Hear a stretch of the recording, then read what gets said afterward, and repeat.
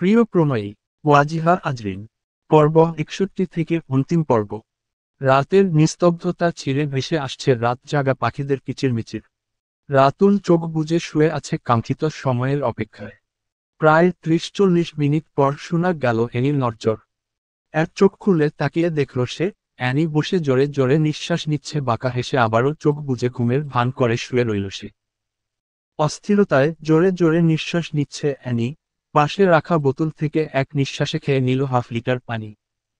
তার হৃৎপিণ্ডের গতি বেড়ে গেছে, দ্রুত গতিতে লাফিয়ে যাচ্ছে প্রচণ্ড বেগে। এই ঠান্ডার মধ্যেও ঘেমে নিয়ে একাকার অবস্থা।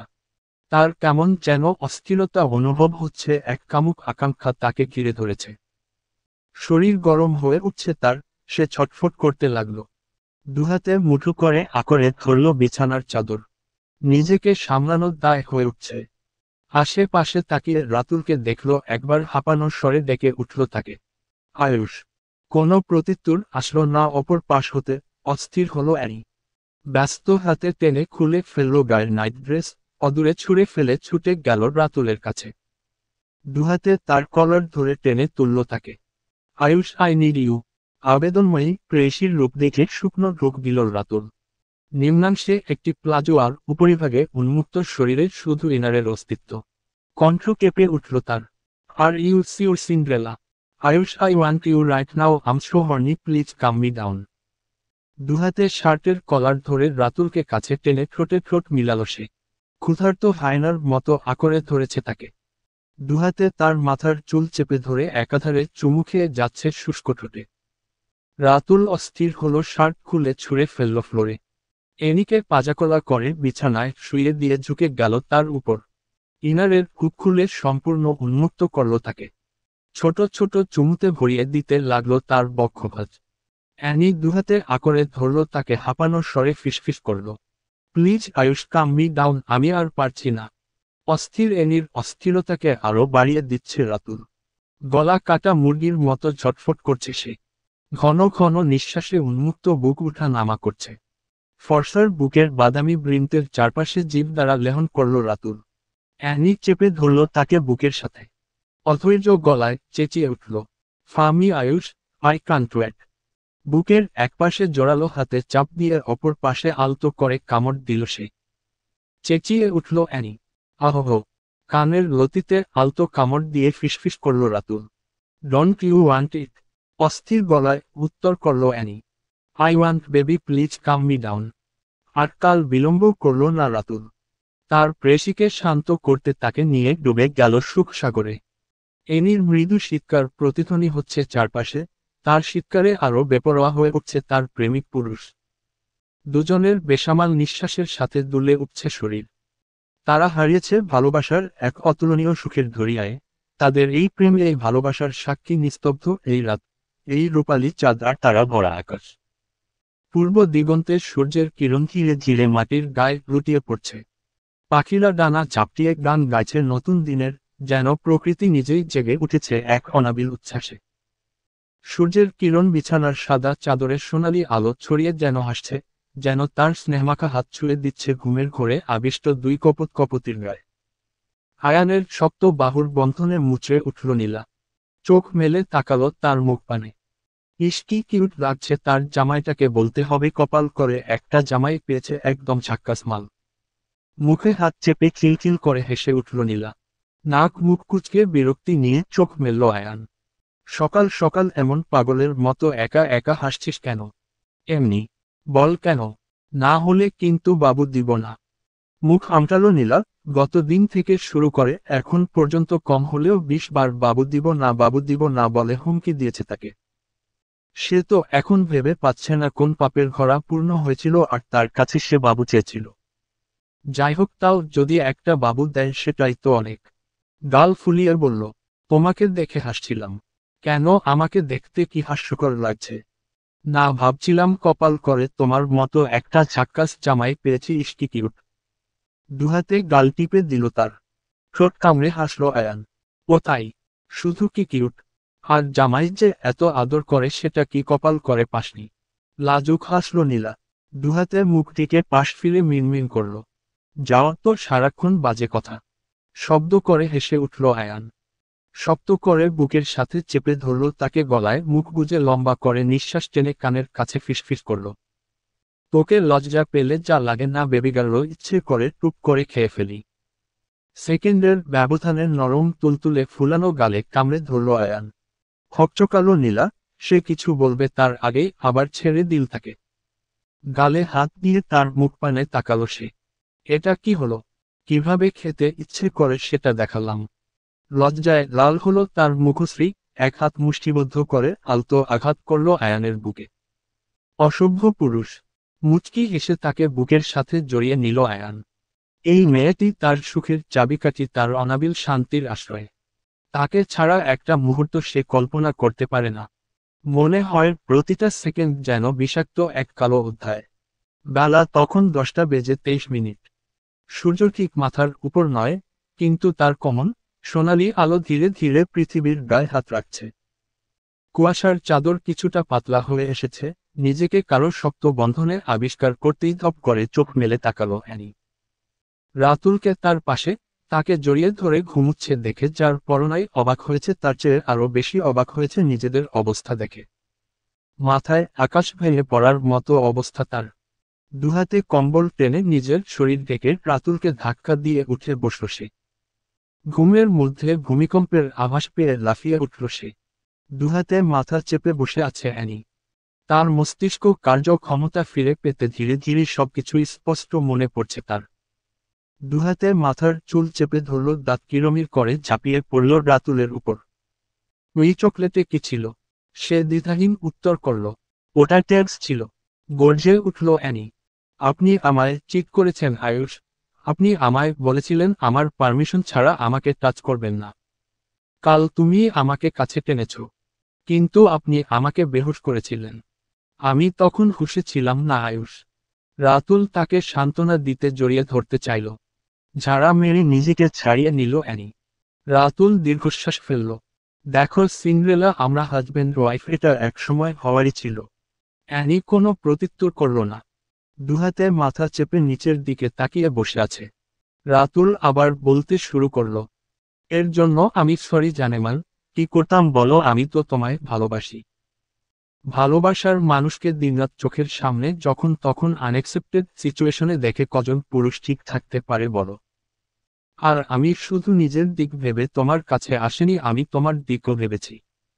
আমি জানি আমার প্রতি তোমার ফিলিং আছে। তুমি আমায় ফিল করো এটা আমি জেনেই তবে তোমার কাছে এসেছি। অ্যানি চলে যেতে চাইল। রাতুল তার হাত আঁকড়ে ধরল, কণ্ঠে ফুটে উঠেছে অসহায়ত্ব। প্লিজ সুইটহার্ট, রাগ করো না। তুমি তো স্বেচ্ছায় আমাকে স্বামী হিসেবে গ্রহণ করেছ, তবে কেন আমার ছোঁয়াকে এত ঘৃণা করো? ভালো যদি নাই বাসতে পারো তবে কেন আমার সাথে পবিত্র বন্ধনে আবদ্ধ হয়েছ? কলিজা মুচড়ে উঠল তার। ঘৃণা। সত্যিই কি সে তাকে ঘৃণা করে? ঘৃণা। এই শব্দের ওজন অনেক ভারী। তাকে ভালোবেসে দিনরাত এক করে দেওয়া এই ছেলেটার প্রতি কি করে ঘৃণা আসবে তার? ভালো না বাসুক, তার প্রতি এক আকাশ পরিমাণ মায়ার জন্ম হয়েছিল বলেই তো বিয়ে করেছে তাকে। মায়া জিনিসটা তো ভালোবাসার চেয়েও অনেক আবেগের। কই কখনো তো ছেলেটার ছোঁয়া তাকে অস্বস্তি দেয়নি। ঘৃণা তো অনেক দূর। তাকে কাছে টানার সম্পূর্ণ অধিকার তার আছে।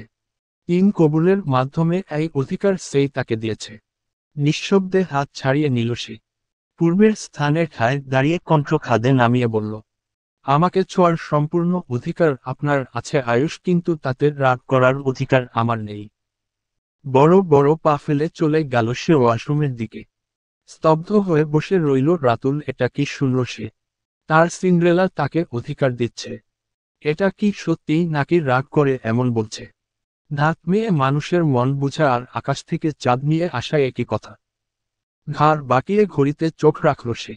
অমনি চক্ষু চড়ক গাছ। 10:35। আজ টাকলুটা তাকে আচ্ছা মতো ছাড়বে। সারা রাত বউকে আদর করে একদম ঝাক্কাস একটা ঘুম দিয়েছে, এক ঘুমে বেলা 10টা। আর এখন টাকলু বাজাবে তার 12টা। বেলা তখন 1:47। নীলাদের কলেজ ছুটি হয় 2টায়। বিগত 10 মিনিট ধরে আরাফ দাঁড়িয়ে আছে কলেজের গেইটে। এই মেয়ে তাকে নাকে ধরি দিয়ে ঘুরাচ্ছে। না তুলছে তার ফোন আর না রিপ্লাই করছে তার মেসেজের। আজ পেয়ে নিক একদম মাথায় তুলে আছাড় মারবে। কিছুক্ষণ পর পর ঘড়ি দেখছে আর কলেজের দিকে তাকাচ্ছে, একটা কাকপক্ষীর ছায়াও নেই। অবশেষে 2-3 মিনিটে দেখা গেল কলেজের মূল রাস্তায় শখানেক শিক্ষার্থীদের ভিড় ঠেলে এগিয়ে আসছে পরিচিত চারমুখ। এবার কিছুটা অপ্রস্তুত হলো আরাফ, ওদের সামনে থেকে কি করে নিয়ে যাবে ওকে। কাচুমাচু করে দাঁড়িয়ে রইল সেখানে। নীলাদের সবাই তার কাছে এসে বিস্তর হাসল। নীলা হেসে বলল, ভাইয়া তুমি আমায় নিতে এসেছো। গাইগুই করল আরাফ, এখন কি করে বলবে যে সে ওকে নিতে আসেনি, সে তানিয়াকে নিতে আসছে। তৎক্ষণাৎ তাদের সামনে ব্রেক কষল আয়ান। এবার তো আরাফ পারছে না ছুটে পালিয়ে যেতে। এই বিচ্ছু মেয়ের জন্য এখন তাকে এমন ফ্যাসাদে পড়তে হলো। আয়ানকে দেখে নীলা তার কাছে এগিয়ে গেল, একবার আয়ান তো একবার আরাফের দিকে তাকিয়ে আয়ানকে বলল, তুমি আমাকে নিতে এসেছো, তাহলে আরাফ ভাই কেন এসেছে? আয়ান ফেরা চোখে তানিয়ার দিকে তাকালো, যে এখন মাথা নিচু করে দাঁড়িয়ে আছে এক পাশে। নীলাকে আদেশ করল, তুই উঠে বসো। এবার মারিয়া আর সুমির দিকে তাকিয়ে বলল, এই ভাবি আর শালিকা, যাই হোক তোমাদের বলছি অবিবাহিত জনকে রেখে তোমরা রিকশা করে চলে যাও। এবার তিনজনেই বিষয়টা বুঝতে পারল, মুখে হাত চেপে ঠোঁট টিপে হাসল। আয়ান চলে গেল নীলাকে নিয়ে, সুমি আর মারিয়া রিকশা ধরে চলে গেল। বেচারি রয়ে গেল তানিয়া। আরাফ গাল ফুলিয়ে বলল, আপনাকে কি এখন গাড়িতে ওঠার জন্য ইনভাইটেশন কার্ড দিতে হবে? মুখ বাঁকালো তানিয়া, আমি আপনার গাড়িতে কেন উঠব, আসছি আমি। সে পাশ কাটিয়ে চলে যেতে চাইলে চেঁচিয়ে উঠল আরাফ, আর এক পা বাড়ালে ঠ্যাং ভেঙে দিব বেয়াদব, গাড়িতে উঠে বসো। গন্তব্যহীন ছুটে চলেছে গাড়ি। হরেক রকম গাড়িকে পেছনে ফেলে তাদের শুভ্র রঙের গাড়িটি এগিয়ে চলেছে। নীরবতা ভেঙে বলে উঠল আরাফ, ননদের সাথে তো একদম পিড়িতে মাখো মাখো, এই অদম জামাইকে ইগনোর করেন কেন? লজ্জায় মাথা নোয়ালো সে। আরাফ ঠোঁট টিপে হাসল, এই অদমের উপর কবে দয়া হবে আপনার? সেই নীরব রইল, বাহিরের দিকে মুখ করে তাকিয়ে আছে খোলা আকাশের দিকে। আরাফ সিরিয়াস কণ্ঠে বলল, আমি তোমার বাড়িতে সম্বন্ধ পাঠাতে চাইছি। লজ্জাবতী গাছের মতো নয়ে পড়ল সে। মাথার ওড়না টেনে সম্পূর্ণ আবৃত করল মাথাকে। আরাফ মুগ্ধ হাসল, তোমাকে এখন বউ বউ লাগছে মায়াবতী। লাজুক হাসল তানিয়া, ছেলেটা বার লজ্জা দিয়ে যাচ্ছে তাকে। সেই নিচু কণ্ঠে মিনমিন করল, আমি বাড়ি যাব। আরাফ বিরক্ত হল, কেন, আমি কি তোমায় বেচে দিয়ে আসবো? থতমত খেল তানিয়া, সে এটা কখন বলল? বেকুবের মতো দুপাশে মাথা নাড়ল। আরাফ আদেশ দেওয়ার মতো বলল, 2-1 দিনের মধ্যে তোমার বাড়িতে সম্বন্ধ নিয়ে যাচ্ছি, প্রিপেয়ার থেকো। আজ শুক্রবার, চৌধুরী বাড়ির কর্তারা সকলেই বাড়িতে আছেন। প্রতি ছুটির দিনে নিয়ম করে সকালে একটু দেরিতেই ব্রেকফাস্ট করা হয়। আর শীতের সকালে কেই বা কোনো কাজ ছাড়া সকাল সকাল উঠতে চাইবে? চৌধুরী বাড়ির সবাই তখন নাস্তা সেরে লিভিং রুমে বসে সময় কাটাচ্ছেন। আয়ান আর আরাফ সবে নিচে নেমেছে, ছুটির দিনে তাদের লম্বা ঘুম হয়। সবার শেষে বেলা 12টার দিকে দেখা মিলবে তাদের। দুই ভাই নাস্তার টেবিলে বসেছে, তখন প্রসঙ্গ তুললেন মাহবুব চৌধুরী। আয়ান দাদু ভাই, আমি তোমার জন্যই অপেক্ষা করছিলাম। বিয়ের তো অনেক দিন হয়ে গেল, তোমাদের কোথাও ঘুরে আসা উচিত। খাবার চিবুতে চিবুতে প্রশ্ন করল সে। শুধু কি আমি আর নীল? হ্যাঁ না মানে অ্যানি আর রাতুল কেউ নীলের সাথে করে না হয়? আয়ান আর চোখে আরাফকে দেখে নিল সে প্রভাবলেশহীন খাবার খাচ্ছে। গলা ঝেড়ে কাশল সে। আমি ভাবছিলাম আরাফের বিয়ের পর আমরা সবাই একসাথে যাব। বিস্ফোরিত চোখে তাকালো আরাফ, সে তো বিয়ের কথা বলেনি, তাহলে আয়ান কি করে বুঝল? পাশাপাশি সকলেই অবাক হয়েছেন, কেউ কিছু বলবেন তার আগেই প্রশ্ন করলেন ফয়সাল চৌধুরী, কিন্তু আরাফের বিয়ে এখন কোথা থেকে আসলো? আয়ান ইশারা করল আরাফকে, কিরে তুই বলবি নাকি আমি বলবো? মাথা নিচু করে মুচকি হাসল আরাফ। এ তো মেঘ না চাইতেন বৃষ্টি পেয়ে গেল। সে তো ভাবছিল 2-1 দিনের মধ্যে সুযোগ বুঝে মেঘকে দিয়ে আয়ানকে বলবে বিয়ের কথা। তার তো আমার সবার সামনে ফতাফত কথা বলে অভ্যাস নেই। কিন্তু কি ভাই, দেখো তার না বলতেই বুঝে গেছে, এমন ভাই ঘরে ঘরে হোক। কণ্ঠ খাদে নামিয়ে নিচু স্বরে বলল, তুমি বলে দাও। ঠোঁট এলিয়ে হাসল আয়ান। সবাই উৎসুক হয়ে তাকিয়ে আছে তাদের দিকে। আয়ান পুনরায় বিস্ফোরণ ঘটাল, তানিয়াকে পছন্দ করে আরাফ, আমি ভাবছি ওদের বিয়েটা খুব শীঘ্রই দিয়ে দেওয়া উচিত। আশ্চর্য নয়নে তাকালেন সবাই। মিতা চৌধুরী প্রশ্ন করলেন। কোন তানিয়া? আমাদের নীলের ফ্রেন্ড। হ্যাঁ মা। মাথা নিচু করে বসে আছে আরাফ। কেন যেন এখন খুব লজ্জা লাগছে। মিতা চৌধুরী আর্তনাদ করে উঠলেন। হ্যাঁ গো আয়ানের বাপ, কি কপাল আমাদের দেখেছ। দুইটা ছেলে পেতে নিলাম, অথচ একটা ছেলেকে নিজের পছন্দ করে বিয়ে দিতে পারলাম না। এখন তারা নিজেরাই পছন্দ করে বিয়ে করে। আমাদের কি কোনো দাম আছে বলো? কপালে ভাঁজ ফেলে তাকিয়ে আছে সবাই। আয়ানও কিছুটা অবাক হয়েছে, তার মা তো এমন করার মানুষ না। আরাফ এগিয়ে গিয়ে মায়ের কাঁধে হাত রাখল। মা, তোমার কি ওকে পছন্দ না? এমন করে বলছো কেন? আমাদের পছন্দ কি এত খারাপ? মুহূর্তেই বদলে গেল তার রূপ। হাসি হাসি মুখ করে কপালে চুমু খেলেন তার। কণ্ঠে মাধুর্য মিশিয়ে বলে উঠলেন, আমার সোনার টুকরো ছেলে গুলো হীরের টুকরো মেয়ে পছন্দ করে। পছন্দ না হয়ে আর উপায় আছে? মেয়েটা কিন্তু ভারী মিষ্টি দেখতে, কি সুন্দর মাশা আল্লাহ। রাকিবা চৌধুরী জলজল চোখে তাকিয়ে আছেন, তার আবার ধৈর্য একটু কম। তিনি ব্যস্ত কণ্ঠে জিজ্ঞাসা করলেন, আমরা কবে যাচ্ছি ওদের বাসায়? নীলা একপাশ থেকে জড়িয়ে ধরল তাকে। সে তো পারছে না খুশিতে নাচতে। আয়ান সবার উদ্দেশ্যে প্রশ্ন করল, তোমাদের কারো আপত্তি আছে? ফুস করে নিঃশ্বাস ফেললেন ফয়সাল চৌধুরী। মিয়া বিবি রাজি তো কিয়া কারেগা কাজী। হৈ হৈ করে উঠলেন সকলে। ফারুক চৌধুরী হাস্যোজ্জ্বল মুখে বললেন, তবে আমরা কবে যাচ্ছি ওদের বাড়িতে? ফয়সাল চৌধুরী ঘড়ি দেখলেন, এখন বেলা 12:17। তিনি একটু ভেবে বললেন, আজ তো আমরা বাড়িতে আছি, তবে আজই যাওয়া যাক। নীলাকে আদেশ করলেন, মামুনি তুমি ওদের ফোন করে জানিয়ে দাও আমরা আসছি। খুশিতে লাফিয়ে উঠল নীলা। নীলাকে নিয়ে লাফিয়ে লাফিয়ে দুজন ছুটে গেল উপরে। এখন বান্ধবীকে ফোন করে জানাতে হবে, তোকে যা বানাতে আসছি দোস্ত। দুপুর গড়িয়ে তখন বিকেল। চারিদিকে হিমেল হাওয়া বইতে শুরু করেছে। তানিয়াদের বাড়ির বসার ঘরে বসে আছেন চৌধুরী পরিবার। ফয়সাল চৌধুরী 2 ছেলে আর 2 মেয়ে সহ 3 কর্তিকে নিয়ে এসেছেন। ছোটখাটো 3 রুমের এক সিমসাম দালান ঘর, সামনের দিকে বড় একটি বসার ঘর আর পাশে একটি রান্নাঘর। তানিয়ার বাবা একজন ব্যাংক কর্মকর্তা ছিলেন একসময়, তাদের অবস্থা অনেক ভালো থাকলেও বর্তমানে তাদের অবস্থা ততটাও ভালো নয়। তানিয়ার বাবা শরীফ উদ্দিন স্ট্রোক করে বিগত 4 বছর ধরে শয্যাশায়ী। তানিয়ার মা রাজিয়া খাতুন টুকটাক টিউশনির পাশাপাশি সেলাই কাজ করে সংসার চালান। তার পাশাপাশি মেয়ের পড়াশোনার খরচ, সব মিলিয়ে অনেক টানাপোড়েনে দিন যায় তাদের। রাজিয়া খাতুন ব্যস্ত হয়েছেন মেহমানদের আপ্যায়নে। হঠাৎ করে তাদের সবার আগমন তার কাছে অজানা, তবে যত্ন আদির কমতি রাখছেন না। নীলা আর মিলা তানিয়াকে নিয়ে দরজায় খিল দিয়েছে, মূলত তানিয়াকে মন ভরে সাজাচ্ছে নীলা। রাজিয়া খাতুনের এত ব্যস্ততায় হাত ধরে তাকে পাশে বসালেন মিতা চৌধুরী। এত ব্যস্ত হচ্ছেন কেন আপা? বসেন এখানে। ফয়সাল চৌধুরী গলা ঝেড়ে প্রসঙ্গ তুললেন। বলছিলাম কি আপা, আপনার কাছে একটি প্রস্তাব নিয়ে এসেছিলাম। প্রশ্নসূচক দৃষ্টিতে তাকালেন রাজিয়া খাতুন। মুচকি হাসলেন তিনি। আপনার মেয়েকে আমার ছেলের বউ করতে চাই আপা, আপনি কি আমাদের প্রস্তাবটি গ্রহণ করবেন? আশ্চর্য নয়নে তাকালেন তিনি। এত বড় ঘর থেকে এত ভালো পরিবার এসেছে তার মেয়ের জন্য প্রস্তাব নিয়ে। তিনি ইতস্তত করলেন। কি বলেন ভাই সাহেব, কোথায় আপনারা আর কোথায় আমরা? আর মুখের কথা কেড়ে নিলেন ফয়সাল চৌধুরী। ছি ছি আপা, এমন কথা বলে লজ্জা দিবেন না। আপনাদের মেয়েকে আমাদের খুব পছন্দ, ওকে আমাদের মেয়ে করে নিতে এসেছি, এই আবদারটুকু গ্রহণ করুন। এমন করে বলছেন কেন ভাই সাহেব? আপনাদের মতো পরিবারে আমার মেয়ে ভালো থাকবে সে বিশ্বাস আমার আছে, কিন্তু ওর বাবা। ওসব আপনি চিন্তা করবেন না। আমরা কথা বলবো শরীফ ভাইয়ের সাথে, চলুন। শরীফ উদ্দিনের সাথে কথা বলার উদ্দেশ্যে উঠে দাঁড়ালেন ফয়সাল চৌধুরী।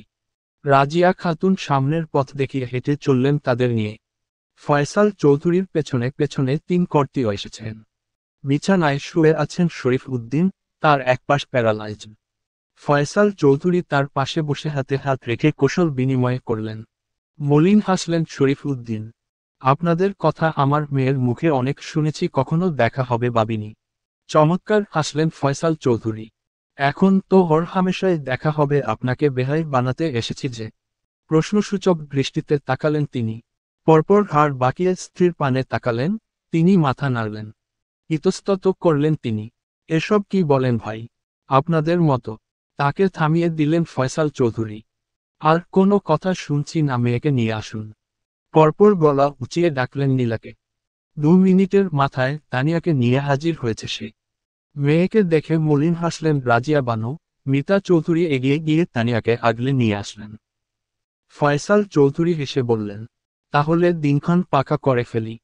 লাল রঙের বর্গাকার ছোট বক্স থেকে একটি স্বর্ণের রিং বের করে তানিয়াকে পরিয়ে দিলেন মিতা চৌধুরী। শরীর উদ্দিন হেসে বললেন, আপনাদের সুবিধা মতো দিন পাকা করে ফেলুন, আমাদের কোনো অসুবিধা নেই। তাহলে আগামী মাসের 2 তারিখ আমরা আসছি আপনাদের মেয়েকে আমাদের মেয়ে করে ঘরে তুলতে। কি বলেন? দ্বিধাগ্রস্ত চোখে একে অপরের দিকে তাকালেন শরীফ উদ্দিন ও রাজিয়া খাতুন। শরীফ উদ্দিন দ্বিধাগ্রস্ত কণ্ঠে বললেন, আজকে তো 24 তারিখ, এত তাড়াতাড়ি? না মানে বলছিলাম ভাই, আপনাদের যদি কোনো চাওয়া পাওয়া থাকে। জিভ কাটলেন ফয়সাল চৌধুরী। এমন কথা বলে লজ্জা দিবেন না ভাই, আমরা শুধু আপনাদের মেয়েকে চাই। আর আপনারা যদি কোনো আপত্তি না করেন তবে বিয়েতে আপনাদের সম্পূর্ণ খরচ আমরা বহন করতে চাই। রাজিয়া খাতুন মিনমিন করলেন, এমন কথা বলবেন না ভাই সাহেব, আমাদের একটা মাত্র মেয়ে, তাকে আমরা এভাবে অন্যের খরচে বিয়ে দিব? এটা মানতে পারবো না। আর আপনাদের যদি কোনো চাওয়া পাওয়া না থাকে তাহলে বিয়ের আর তেমন কোনো আহামরি খরচ নেই, কেননা আমাদের তেমন কোনো আত্মীয় স্বজন নেই, আমরা শুধু ঘরোয়া আয়োজন করে মেয়েকে তুলে দেব। তবে আপনারা যদি শখানেক লোক নিয়ে আসেন তাহলে আমরা সেটার ব্যবস্থা করব। নিশ্চিন্তে থাকুন আপা, আপনারা যেভাবে চাইবেন সেভাবেই হবে। আমরা শুধু কাজী নিয়ে আর নিজেদের কয়েকজন লোক নিয়ে আসব, আপনাদের কোন ঝামেলা করতে হবে না। বিস্তর হাসলেন স্বামী স্ত্রী দুজনে। ফয়সাল চৌধুরী হেসে উঠে দাঁড়ালেন, এবার তাহলে আসি ভাই। বাদ সাধলেন রাজিয়া খাতুন। সে কি কথা ভাই, না খেয়েই চলে যাবেন? রাতের খাবারটা অন্তত খেয়ে যান। খুব শীঘ্রই তো আসছি আপা, তখন পেট পুড়ে খাবো আজ, তবে আসি। তানিয়ার থেকে বিদায় নিয়ে ছুটে এসেছে দুবোন। মিলা এসে জড়িয়ে ধরেছে আরাফকে, প্রফুল্ল চিত্তে চেঁচিয়ে যাচ্ছে, ভাইয়া তোমার বিয়ে হবে, আমরা অনেক মজা করব। আলতো হাসল আরাফ। প্রশ্নর সূচক দৃষ্টিতে নীলার পানে তাকালো। নীলার বুঝতে পেরে বলে উঠল, আর মাত্র 1 সপ্তাহ ভাইয়া, আগামী মাসের 2 তারিখ বিয়ে। এবার কিন্তু আমাদের ট্রিট দিতে হবে, বাকিটা বিয়ের পর উসুল করে নেব। মাথায় চাটি মারল আরাফ। ওরে বুচি করাচ্ছি তোকে, উসুল কোনো ট্রিট ফিট নেই, আর না তোকে বিয়ের সময় 1 টাকা দিব। নীলা কিছু বলতে যাবে তার আগেই গম্ভীর হয়ে হুঁশিয়ারি কণ্ঠে বলে উঠল Ayan, Araf, don't touch my wife. থতমত খেয়াল আরাফ, সে তো মাথায় একটু চাটি মেরেছে, টাচ করল কোথায়?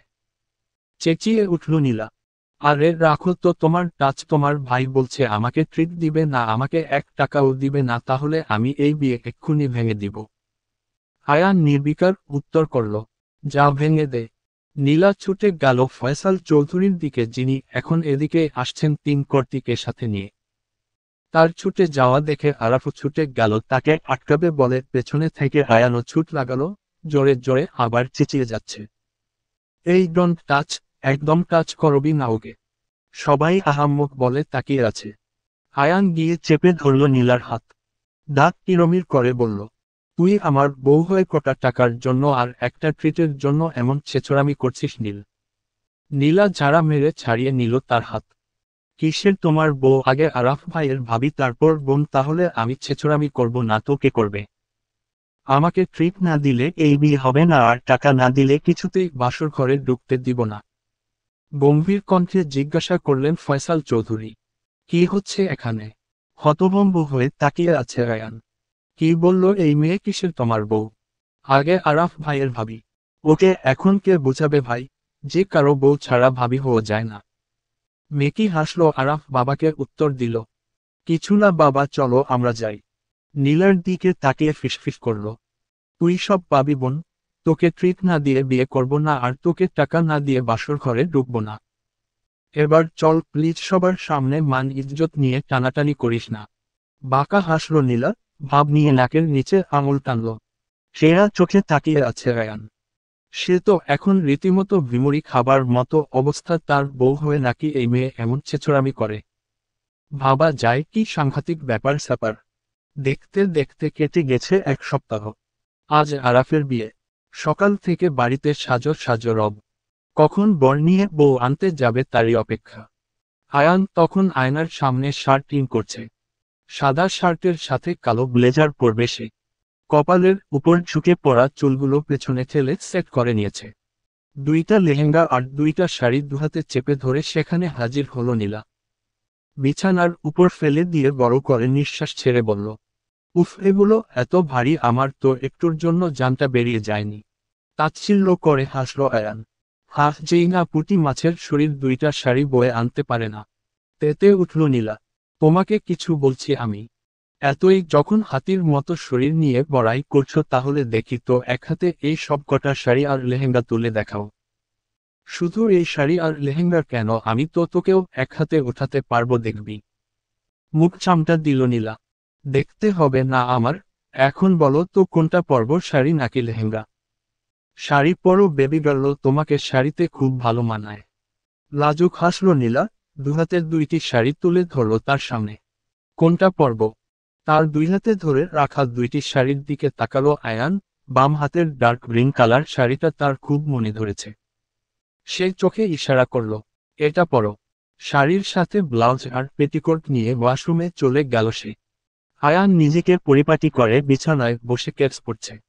তার কাজ শেষ হলে নিজেকে আরেকবার আয়নায় দেখে নিল। রুম থেকে বেরিয়ে যাবে তৎক্ষণাৎ ওয়াশরুমের ভেতর থেকে আওয়াজ আসলো, এসিপি সাহেব। পেছনে ঘুরে দাঁড়ালো সে। ফের ডেকে উঠল নীলা, এদিকে আসবে একটু। সে ছোট ছোট পা ফেলে এগিয়ে গেল ওয়াশরুমের দরজায়। গায়ে শাড়ি পেঁচিয়ে দাঁড়িয়ে আছে নীলা। কপালে ভাঁজ ফেলে তাকালো আয়ান। সে কণ্ঠ খাদে নামিয়ে বলল, ব্লাউজের ফিতা টাইট করে বেঁধে ফেলেছি, এখন গিট্টু লেগে গেছে, খুলতে পারছি না। একটু হেল্প করো প্লিজ। ঠোঁট গোল করে নিঃশ্বাস ফেলল আয়ান। জীবনে কোনো কাজ ঠিকমতো করতে পেরেছিস তুই? গাল ফুলালো নীলা। সে কি ইচ্ছে করে গিট লাগিয়েছে নাকি? লেগে গেছে তো এখন কি করবে সে? পেছনে ঘুর। আয়ানের কথায় পেছনে ফিরে দাঁড়ালো সে। কিছুটা সময় নিয়ে ফিতা খুলে দিল আয়ান। ফিতা খুলতেই ব্লাউজ ঢিলে হয়ে ছড়িয়ে গেল পিঠ জুড়ে। নীলাকে পেছনে থেকে জড়িয়ে ধরল আয়ান। তার ঘাড়ে নাক ঘুষে লম্বা করে নিঃশ্বাস টানল। আবেশে চোখ বুজে নিল নীলা।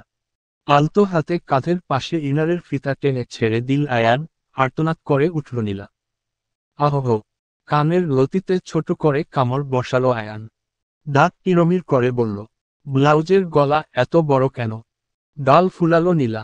তার জন্য তুমি ব্যথা দিবে আমায়? হ্যাঁ দিব, 100 বার দিব। তোর সাহস কি করে হয় নিজেকে এভাবে শো করার? আমি কি জানি এটা রেডি ব্লাউজ কিনেছি গলা বড় হবে, আমি জানতাম নাকি? এখন যখন পড়েছিস তখন দেখিসনি? মাথা নিচু করে মিনমিন করল সে। বুঝতে পারিনি। ধমকে উঠল আয়ান। চেঞ্জ কর। ধমকের সাথে কেঁপে উঠল নীলা। দুচোখে ভিড় করেছে নোনাজল। ধোপাধপ পা ফেলে বিছানা থেকে একটি লেহেঙ্গা তুলে চলে গেল ওয়াশরুমে। এই ব্লাউজের জন্য বকেছে তাকে, তাহলে আর শাড়ি পরবে না। আয়ান তখনও দাঁড়িয়ে আছে জায়গায়। তার মুখের উপর বিকট আওয়াজ তুলে দরজা দিল সে। ঘাড় বাঁকিয়ে হাসল আয়ান। মহারানী এবার খেপেছে। বেলা তখন প্রায় 12টা। আরাফকে নিয়ে সবাই রওনা দিয়েছেন তানিয়াদের বাড়ির উদ্দেশ্যে। বাবা, চাচা আর 2-4 জন বয়োজ্যেষ্ঠ আত্মীয় স্বজন ও ছেলে মেয়েদের নিয়ে চৌধুরী বাড়ির 2 গাড়ি ছুটে চলেছে ব্যস্ত সড়কে। নীলা বসে আছে আয়ানের পাশে, কিন্তু মুখে কোনো কথা নেই। আরাফের ক্লোজ ফ্রেন্ড তাওসিফ, সে আপাতত নীলা আর আয়ানকে পরখ করছে। দুজনের হাবভাব তার কাছে ভালো ঠেকেছে না। কিছুক্ষণ পর রাতুলের কানে ফিসফিস করল, রাতুল ভাই। নীলা মনে হয় আয়ান ভাইয়ের সাথে ঝগড়া করেছে। ভ্রু কুঁচকে তাকালো রাতুল। দুজনকে একবার দেখে তাকে প্রশ্ন করল, তোর কেন মনে হলো এটা? দেখো না দুজন কেমন চুপচাপ বসে আছে, আর নীলাকে দেখছো না গাল ফুলিয়ে আছে। ঠোঁট টিপে হাসল রাতুল। এনির কানে ফিসফিস করল, তোমরা মেয়েদের কি এটা জন্মগত স্বভাব? সারাক্ষণ ঝগড়া করবে নয়তো গাল ফুলিয়ে বসে থাকবে? তীক্ষ্ণ চোখে তাকালো অ্যানি। তার চোখের চাহনি দেখে ভড়কে গেল রাতুল। মিনমিন করে বলল, না মানে এমনি বলেছি আর কি, তোমাকে কিছু বলিনি। হেহে এভাবে তাকিও না, জানেমান কেমন কেমন লাগে। বিরক্তি নিয়ে বাহিরে তাকালো সে। রাতুলের অগোচরে ঠোঁট টিপে হাসল। কেন জানি ছেলেটার পাগলামো গুলো এখন আর বিরক্ত লাগে না। মনে পড়ল সেদিন রাতের কথা, লজ্জায় লাল আভা ছড়ালো তার গাল জুড়ে। ইস, কি পাগলামোটাই না করল সে! লজ্জায় 3 দিন কোনো কথা বলতে পারেনি তার সাথে। সে তো লজ্জায় তাকে এড়িয়ে গেছে, আর ছেলেটা ভেবেছে রাগ করেছে, এই নিয়ে আবার কত পাগলামো করল। ঠোঁট প্রসারিত হলো তার, আর চোখে তাকালো রাতুলের দিকে। সে তাওসিফের সাথে কথা বলায় ব্যস্ত। জানালা দিয়ে আসা দমকা হাওয়ায় তার পরিপাটির চুলগুলো এলোমেলো ভাবে উঠছে। মুগ্ধ হলো অ্যানি। জানালায় হাত রেখে তাতে গাল ঠেকিয়ে চেয়ে রইল অপলক। ছেলেটা মারাত্মক হ্যান্ডসাম, আয়ানের থেকে কোনো অংশে কম নয়। হাসলে গালে টোল পড়ে, তখন খুব ভালো লাগে দেখতে। থমকালো অ্যানি, এত কি দেখছে ওকে? তার ভেতর সত্তা চেঁচিয়ে বলল, তুই দেখবি না, তোকে দেখবে। ও তোর জামাই, ওকে দেখার অধিকার একমাত্র তোরই আছে। লাজুক হেসে মাথা নোয়ালো সে। জামাই কথাটা মনে পড়তেই কেমন যেন লজ্জা লাগছে। লাল টুকটুকে বউ সেজে বসে আছে তানিয়া। সুমি আর মারিয়া পাশে বসে আছে তার। তারা 2 দিন আগেই এসেছে এখানে, সাথে তাদের জামাই দুজনও এসেছে। ছোট হোক কিংবা বড়, বিয়ে বাড়িতে ঝামেলা থাকবেই। তানিয়ার বিয়ের সমস্ত ব্যাপার আয়োজন রাফিন আর মাহিম সামলিয়েছে। তানিয়ার বাবার এক ভাই, যার স্ত্রীর ভাইপো হয় মিতুল।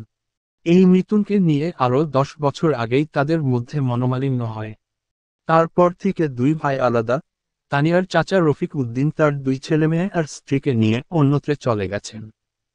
শরীফ উদ্দিন তো এখন শয্যাশায়ী, মেয়ের বিয়েতে দেখভাল করার মতন কেউ নেই।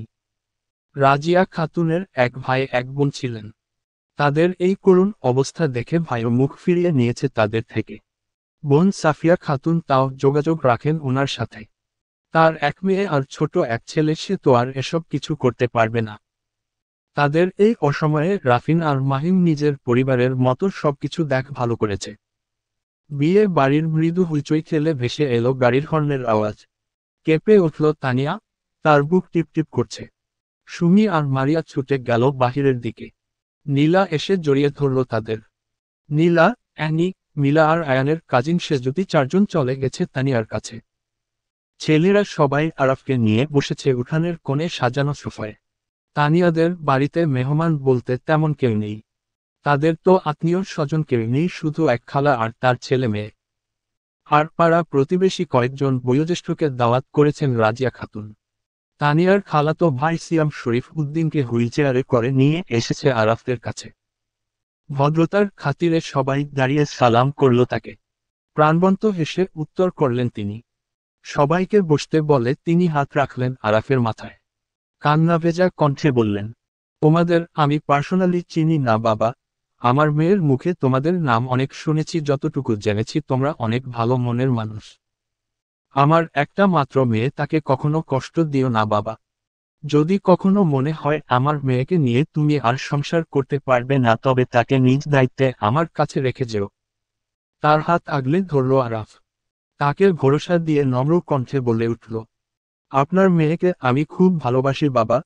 আপনার ফুলকে আমি কখনো কষ্ট দিব না। তাকে ফুলের মতো যত্ন করে রাখব। আপনি দেখে নিয়েন, তাকে কখনো অভিযোগ করার সুযোগ দিব না। চোখের জল মুছে আরাফের মাথায় হাত রেখে দোয়া দিলেন তিনি। চৌধুরী সাহেবেরা তখন কাজী নিয়ে ভেতরে প্রবেশ করেছেন। শরীফ উদ্দিনকে দেখে 4জনে কুশল বিনিময় করলেন। অতঃপর মেয়ের বাবা আর ছেলের বাবাকে সাক্ষী রেখে ছেলের কবুল নিশ্চিত করলেন। তানিয়ার সম্মতিতে এই বিয়ে সম্পন্ন হলে ভোজন পর্ব শেষ করে পরন্ত বিকেলে তারা ফেরার রাস্তা ধরলেন। অসুস্থ বাবা আর পরিশ্রমী মায়ের গলা জড়িয়ে অনেক কেঁদেছে তানিয়া। তাকে বড় করে পরের বাড়িতে পাঠাতে তার বাবা মায়ের আজ এত আয়োজন। মেয়েরা বুঝি এমনই হয়, এক জীবন বাবা মায়ের যত্ন আদরে বেড়ে ওঠে, অবশেষে তাদের ছেড়ে চলে যেতে হয়। রাত তখন ঘড়ির কাঁটায় 11:12। লিভিং রুমে সোফায় বসে আছে আরাফ, আর তাকে ঘিরে বসে আছেন তাদের কাজিন সমাজ। আজ বিকালের দিকে বাড়িতে মেহমানের আনাগোনা আরও বেড়ে গেছে, কেননা সবাইকে বউ ভাতের দাওয়াত করা হয়েছে, আর আগামীকাল বৌভাত। রাতের খাবারের পাশ চুকিয়ে সবাই সবার ঘরে ফিরেছেন। মিতা চৌধুরী তানিয়াকে নিজ হাতে খাইয়ে দিয়ে আসছেন। বড়রা সবাই মুঠামুঠি নিজেদের জন্য বরাদ্দকৃত রুমে চলে গেছেন। কিন্তু কাজিনরা তো আরাফকে ছাড়ছে না। বলে কি না তোমার বিয়ে খেতে পারিনি, বাসর সাজাতে পারিনি, তাতে কি হয়েছে, এখন তোমার টাকায় জমিয়ে পার্টি করব, 1 লক্ষ টাকার চেক না ধরিয়ে দিলে আজ এখান থেকে উঠছি না। আর তাদের সবার আগে রয়েছে নীলা। বলা যায় সে সবার লিডার। তার কথায় সবাই সহমত পোষণ করছে। ইতিমধ্যে আয়ান 3বার এসে গেছে তাকে নিতে, কিন্তু এক পাও নড়েনি সে। নড়বে কি, সে তো আয়ানকে পাত্তাই দিচ্ছে না। সকালে তাকে বকে ছিল মনে নেই। ভাইয়া তুমি কি টাকা দিবে নাকি আমি তানিয়াকে নিয়ে ঘুমিয়ে পড়ব? আজকে উঠল আরাফ। অসহায় কণ্ঠে গুনগুন করে বলল, আমি কি বিয়ে করেছি আমার বউ নিয়ে তুই ঘুমানোর জন্য? তাহলে টাকা বের করছো না কেন? টাকা না দিলে আজ তোমাকে ছাড়ছি না। কিন্তু আমার কাছে তো ক্যাশ নেই। চেক দাও। কাদো কাদো মুখ করে বসে রইল আরাফ। এমনি এমনি 1 লক্ষ টাকা দিয়ে দেবে? মন তো মানছে না, খুব মায়া হচ্ছে টাকার জন্য, আবার বউয়ের কাছে যাওয়ার জন্য মন উতাল পাতাল করছে। শেষে আর উপায় না পেয়ে তাদেরকে একটা চেক ধরিয়ে দিয়ে উঠে গেল সে। তানিয়ার কাছে তখন বসে আছে সুমি। আরাফ মনক্ষুণ্ণ হল। নিচু কণ্ঠে জিজ্ঞাসা করল, এখন কি তোমাকেও চেক দিতে হবে নাকি শালিকা? ঠোঁট টিপে হাসল সুমি, মাথা নাড়িয়ে বলল, অবশ্যই। এতক্ষণ যে আপনার বউকে পাহারা দিলাম, আমার বকশিস লাগবে না বুঝি? অসহায় কণ্ঠে মিনমিন করল আরাফ। কত দিব? বেশি না 10,000 দিলেই হবে। আটকে উঠল সে, বুকে হাত রেখে আটকে আটকে বল, 10,000 আবার বলছো বেশি না? পকেট হাত রেখে 6টি 1,000 টাকার চকচকা নোট বের করে ধরিয়ে দিল তাকে। এটাই আছে বোন, আপাতত এটাই নাও, নিচে 1 লক্ষ দিয়ে আসছি, বাকিটা ওখান থেকে উদ্ধার করে নিও। শব্দ করে হেসে উঠল সুমি, টাকা দিয়ে মুখের উপর বাতাস করে ভাব নিয়ে বলল, ঠিক আছে ঠিক আছে, আর বলতে হবে না। এজ আ গুড শালিকা, এতটুকু স্যাক্রিফাইস করতে পারি। চলে গেল সে। দরজা আটকে বড় করে নিঃশ্বাস ছাড়ল আরাফ। বাপরে, বদের হাড্ডিগুলো যেভাবে চেপে ধরেছিল, টাকা না দিলে বোধহয় একটুর জন্য জানটায় নিয়ে নিত। একবার নিজের দিকে তাকিয়ে নিজেকে ঠিকঠাক করে নিল সে। ছোট ছোট পা ফেলে এগিয়ে গেল বিছানার কাছে। বিছানার মধ্যখানে বসে আছে তানিয়া, মাথায় লম্বা করে ঘুমটা টানা। আরাফ হাত বাড়িয়ে তা সরিয়ে দিল মুখের উপর থেকে। ভেসে উঠল মায়াবী এক মুখের আদল। সে বিড়বিড় করল, মাশা আল্লাহ। নিচু কণ্ঠে ভেসে এলো সালামের সুর। আসসালামু আলাইকুম। মুচকি হেসে সালামের জবাব দিল সে। ওয়ালাইকুমুস সালাম। লাজুক হাসল তানিয়া, মাথা নিচু করে কণ্ঠ খাদে নামিয়ে বলল, চলুন নামাজ পড়ে নিই। আরাফ সম্মতি দিল। দুজনে ফ্রেশ হয়ে নামাজ সেরে ক্লান্ত গা এলিয়ে দিল বিছানায়। তানিয়া গুনগুন করে বলল, লাইটটা অফ করে দিন, আমি ঘুমাবো। বিস্ফোরিত চোখে তাকালো আরাফ। বিয়ে করেছে কি ঘুমানোর জন্য? বিচলিত কণ্ঠে আর্তনাদ করে উঠল, কি বললে তুমি? এই মেয়ে, এই বিয়ে করেছে কি ঘুমানোর জন্য? খিলখিল করে হেসে উঠল তানিয়া, প্রত্যুত্তরে হেসে হেসে বলল, তো বিয়ে করেছেন কি ঝগড়া করার জন্য? মাতাল করা হাসি দেখে দমে এলো আরাফ। তার সাথে ঘনিষ্ঠ হয়ে একপাশ থেকে জড়িয়ে ধরল তাকে। নরম তুলতুলে গালে আলতো করে চুমু খেয়ে ফিসফিস করল, উহুম, বিয়ে করেছি তো বউকে আদর করার জন্য। লজ্জায় ঘুটিয়ে গেল তানিয়া। এদিক ওদিক তাকিয়ে হাসফাস করতে লাগল। আরাফ আরো ঘনিষ্ঠ হলো তার, দুহাতের আজলায় তুলে ধরল মায়াবী মুখ। চোখে চোখ রেখে হাসকি স্বরে বলে উঠল, বিয়ে করেছি তোমায় ভালোবাসার জন্য। বিয়ে করেছি প্রতিনিয়ত তোমাকে হারানোর জন্য। আজ থেকে তুমি একান্তই আমার মায়াবতী। তোমাকে অনেক ভালোবাসি। চোখে রাখা চোখ নেমে গেল ঠোঁটে, লালচে ঠোঁটের পানে তাকিয়ে গলা শুকিয়ে আসলো তার। আর কাল বিলম্ব করল না, মুহূর্তেই মিলিয়ে দিল 4 ঠোঁট। আবেশে চোখ বুজে নিল দুজন। শক্ত পিঠের উপর দুহাতে বল প্রয়োগ করে তাকে আরো কাছে টানল তানিয়া। দুজন বিলীন হলো দুজনাতে। দুজন সাক্ষী রাখল ভালোবাসার রাতকে। আয়ানের দিকে পেছনে ফিরে শুয়ে আছে নীলা। আয়ান যত এগুচ্ছে সে আরো পিছিয়ে যাচ্ছে। তখন থেকে আয়ান কত কিছু বলে যাচ্ছে, কিন্তু তাতে তার ধ্যান নেই, সে নিশ্চুপ শুয়ে আছে। এবার বিরক্ত হলো আয়ান, দুহাতে চেপে ধরল তাকে বিছানার সাথে, দাঁতে দাঁত পিষে হিসহিসিয়ে বলল, সমস্যা কি তোর? আমি কথা বলছি শুনছিস না? কাছে টানছি বুঝছিস না? ইগনোর করছিস কেন? ঠোঁট ভেঙে ঝড়ো করে কেঁদে উঠল নীলা। হতভম্ব হয়ে তাকিয়ে রইল আয়ান, এই মেয়ে এখন আবার কাঁদছে কেন? সে কিছু বলবে তার আগেই দুহাতে তাকে আঘাত করতে লাগলো সে। পেলব হাত দুটো মুষ্টিবদ্ধ করে একাধারে আঘাত করছে তার বুকে। তুমি আমাকে আর ভালোবাসো না? আমি পুরনো হয়ে গেছি তাই না? আর ভালো লাগে না আমাকে? আর থাকবো না আমি তোমার সাথে? তার দুহাত চেপে ধরে বুকের সাথে জড়িয়ে নিল আয়ান। কপালে চুমু খেয়ে মাথায় হাত বুলিয়ে দিল। কে বলেছে আমি তোকে ভালোবাসি না? আমার শেষ নিঃশ্বাস পর্যন্ত আমি তোকে ভালোবাসবো। রাগ হলে কি একটু বকতে পারি না? তুই কথা শুনিস না কেন তাই তো রাগ হয়। নিশ্চুপে বুকের মাঝে পড়ে রইল সে, মাঝে মধ্যে ভেসে আসছে ফুফানোর আওয়াজ। আয়ান নিচু হয়ে চুমু খেল তার ঠোঁটে। কানের কাছে গুনগুন করে বলল, একটু আদর করিস না? খুব আদর করতে ইচ্ছা করছে। লজ্জায় তার বুকের সাথে আরো মিশে গেল সে। আয়ান বেসামাল হলো। তাকে বিছানায় শুইয়ে দিয়ে ঝুঁকে গেল তার উপর। ঠান্ডা হাওয়া গরম হলো দুজনের নিঃশ্বাসে। দুজন হারালো প্রেমের জোয়ারে। এই রাত আর দুজনের ভালোবাসা এক অমলিন প্রেমের সাক্ষী। আজ আরাফের বৌভাত। সকাল থেকে চৌধুরী বাড়িতে মেহমানদের আনাগোনা আরও বেড়ে গেছে। বড় ছেলের বউ ভাত করা হয়নি, আবার ছোট ছেলের বিয়ের আয়োজন জমকালো ভাবে করা হয়নি, সব মিলিয়ে এখন বড় করে বৌভাতের আয়োজন করা হয়েছে। পাড়া প্রতিবেশী আত্মীয় স্বজন সবার ঢল নেমেছে চৌধুরী বাড়িতে। বাড়ির গিন্নিরা সকাল থেকে রান্নাঘরে পড়ে আছেন এত এত মানুষের নাস্তা পানি আর আপ্যায়নে ব্যস্ত তারা। তাদেরকে হাতে হাতে সাহায্য করছেন মর্জিনা খালা আর আমিনা খালা। বাড়িতে যে কোনো আয়োজনে বাড়ির কাজে সাহায্য করার জন্য তাদেরকে আনা হয়। সবাই যখন রান্নাঘরে ব্যস্ত, নীলা তখন এসেছে আয়ানের জন্য কফি নিতে। অনেকক্ষণ হয়ে গেছে আয়ান তাকে কফির জন্য পাঠিয়েছে। মাঝ রাস্তায় বান্ধবীদের সাথে গল্প করতে দাঁড়িয়ে কফির কথা ভুলে বসেছিল। সারা রাত তাকে জ্বালিয়ে সারা সকাল নাক ডেকে ঘুমিয়েছে। এখন উঠে আবার তাকে অনেক ঝেড়েছে কেন সে তাকে ঘুমে রেখে উঠে গেল, কেন সে তার সাথে ঘুম থেকে উঠেনি। বাড়ি ভর্তি মেহমান আর সে নাকি জামাই নিয়ে পড়ে পড়ে ঘুমাবে। বেটা হিটলারের না থাকুক, তার তো লাজ লজ্জা আছে। নাক মুখ ফুলিয়ে মিতা চৌধুরীকে বলল, আম্মু তোমার ছেলের জন্য কফি দাও। নীলার মুখ পানে তাকিয়ে মৃদু হাসলেন তিনি। ভেজা হাত আঁচলে মুছে থুতনি ধরে তার ফুলানো মুখ উঁচু করে ধরলেন। মুখটাকে এমন বানিয়ে রেখেছিস কেন? বকেছে আমার ছেলে। দ্বিধাহীন কণ্ঠে নালিশ করল সে। তো বকবে না? সারাক্ষণ তো শুধু চারির উপর রাখে। তোমার ছেলের মুখে কি ভালো কথা আছে? জন্মের সময় তোমার ছেলের মুখে মধু দাওনি আম্মু, এটাই তার প্রমাণ। রুমে চল তারপর দেখাচ্ছি। পুরুষালী গম্ভীর কণ্ঠের আওয়াজে চমকে উঠল নীলা। আর চোখে তাকালো রান্নাঘরের দরজায়। বুকে হাত বেঁধে দাঁড়িয়ে আছে আয়ান। কখন পাঠিয়েছিলাম তোকে? এখানে এসে নালিশ ঠুকছিস? বেয়াদব, রুমে চল তারপর তোকে দেখাচ্ছি। মৃদু হেসে দুপাশে মাথা নাড়লেন মিতা চৌধুরী। নীলা কাদো কাদো কণ্ঠে বলে উঠল তাকে, দেখেছো আম্মু দেখেছো? এখন আবার থ্রেট দিচ্ছে আমায়।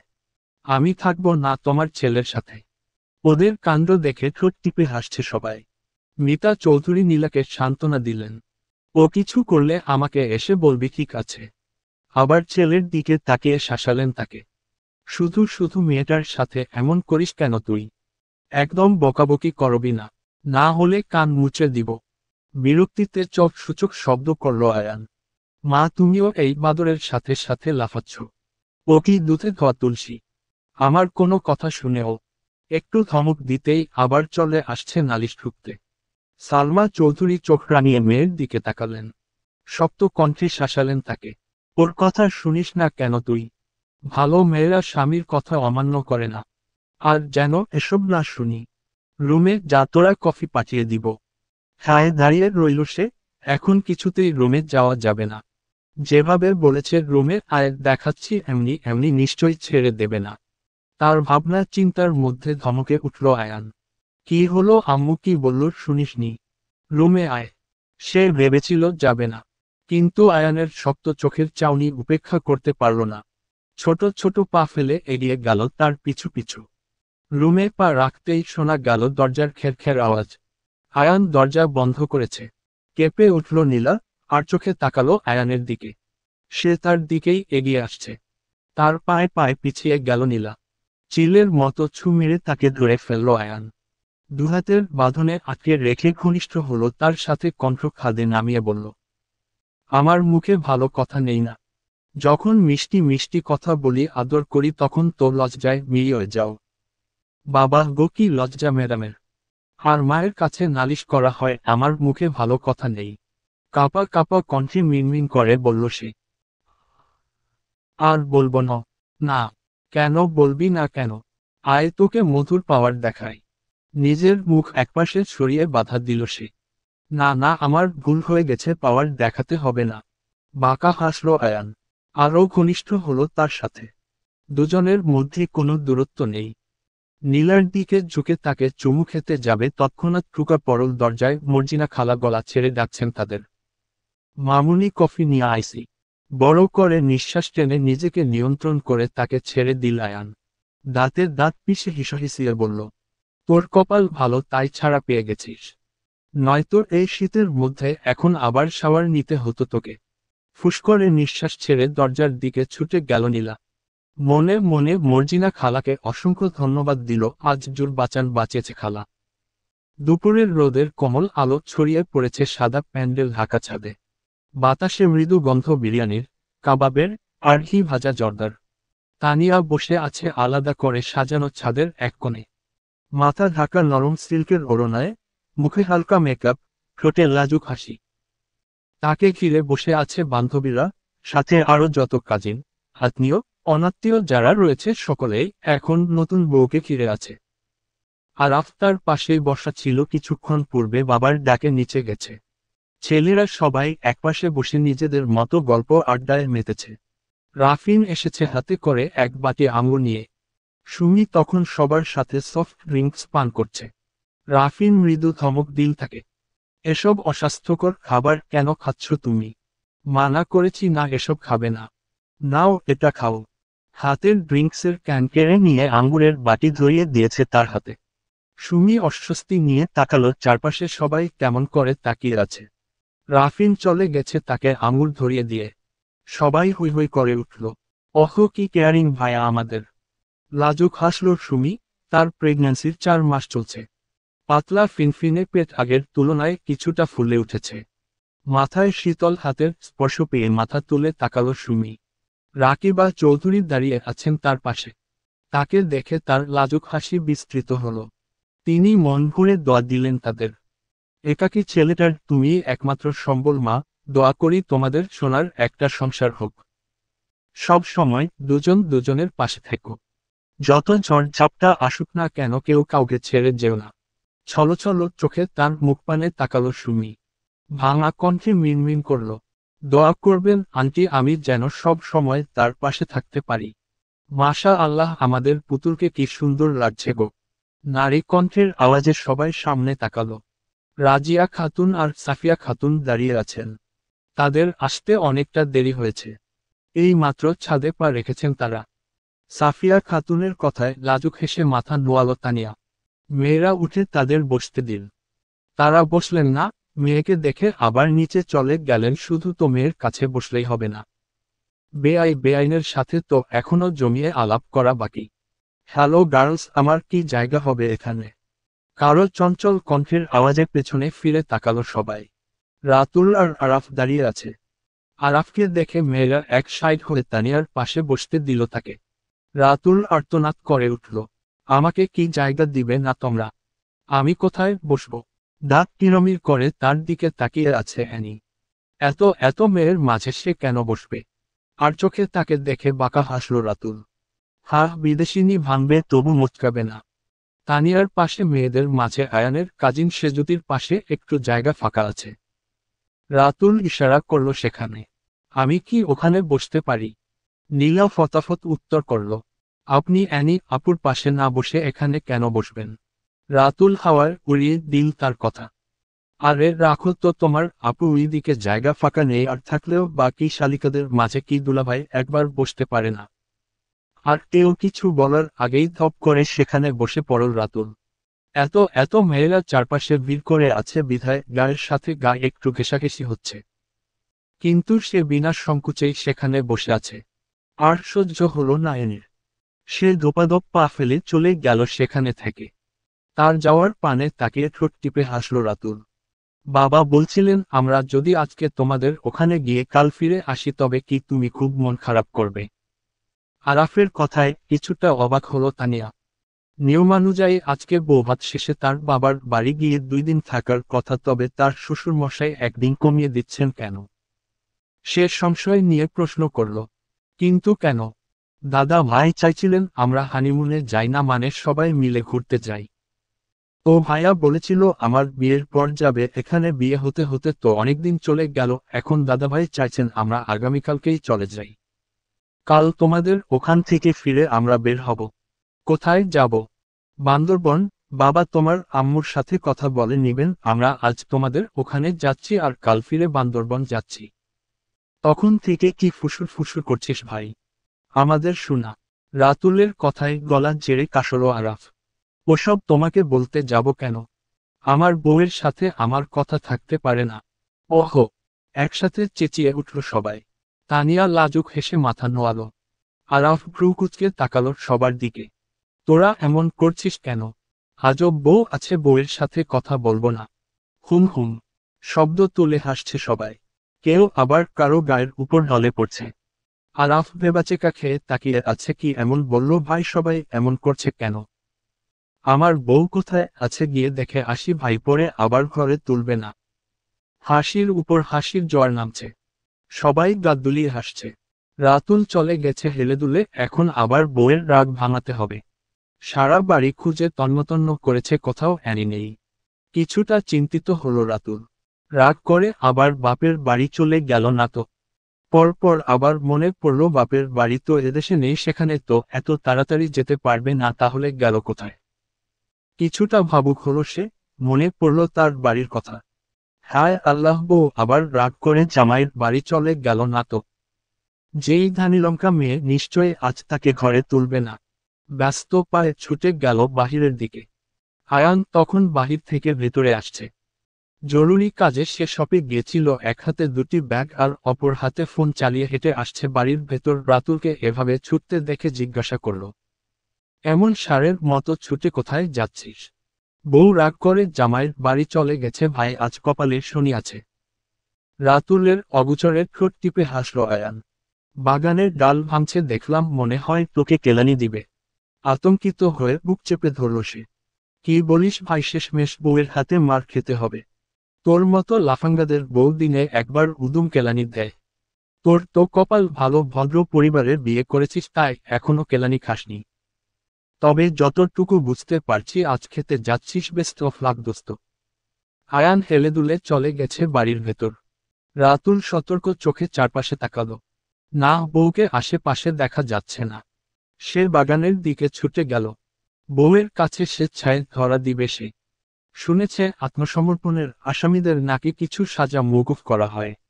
হাতে একটি কাঠগোলাপের ডাল নিয়ে সেটা দিয়ে জবা গাছের ডালে একাধারে আঘাত করছে অ্যানি। এটা তার অনেক পুরনো অভ্যাস, রাগ হলে হাতের কাছে যা পায় তা নিয়ে এভাবে রাগ নিয়ন্ত্রণ করে। রাতুল চুপি চুপি গিয়ে পাশে দাঁড়ালো তার। নিচু কণ্ঠে জিজ্ঞাসা করল, কি করছো বউ? কোনো জবাব আসলো না। সে ফের জিজ্ঞাসা করল, কথা বলবে না? অ্যানি নিশ্চুপ। রাতুল প্রশ্ন করল, রাগ করেছ? এনির কোনো সাড়া না পেয়ে কাঁধে হাত রাখল তার, অমনি বিদ্যুতের বেগে ঝটকা মেরে তার হাত ফেলে দিল অ্যানি। সঙ্গে গর্জন করে উঠল, ডোন্ট টাচ মি। আতঙ্কিত রাতুল চারপাশে চোখ বুলিয়ে দেখছে কেউ দেখল নাকি। বউ যাচ্ছে, এসব যদি লোকে দেখে তবে মান ইজ্জত কিছুই আর থাকবে না। আশেপাশে কাউকে না দেখে স্বস্তির নিঃশ্বাস ছাড়ল। নিচু কণ্ঠে জিজ্ঞাসা করল, রেগে আছো কেন? গর্জে উঠল অ্যানি, আমার কাছে কেন এসেছেন? ওই মেয়েদের কাছে বুঝি জায়গা হয়নি? গালের ভেতর জিভ ঠেলে হাসি আটকাল সে। ক্ষীণ কণ্ঠে জিজ্ঞাসা করল, জেলাস? দ্বিগুণ চওড়া গলায় চেঁচিয়ে উঠল সে। আপনার মতো অসভ্য পুরুষের জন্য এই অ্যানি জেলাস হবে? In your dream. অসভ্যতামির কি করলাম? ডজন খানেক মেয়ের মাঝে গা ঘেঁষে যে বসে আড্ডা মারে তাকে সভ্য বলে? উফ ডার্লিং, তোমাকে যে কি লাগছে না, একেবারে পাকা টমেটোর মতো ইচ্ছে করছে কামড়ে খেয়ে ফেলি। রাগে ফুসফুস করছে অ্যানি।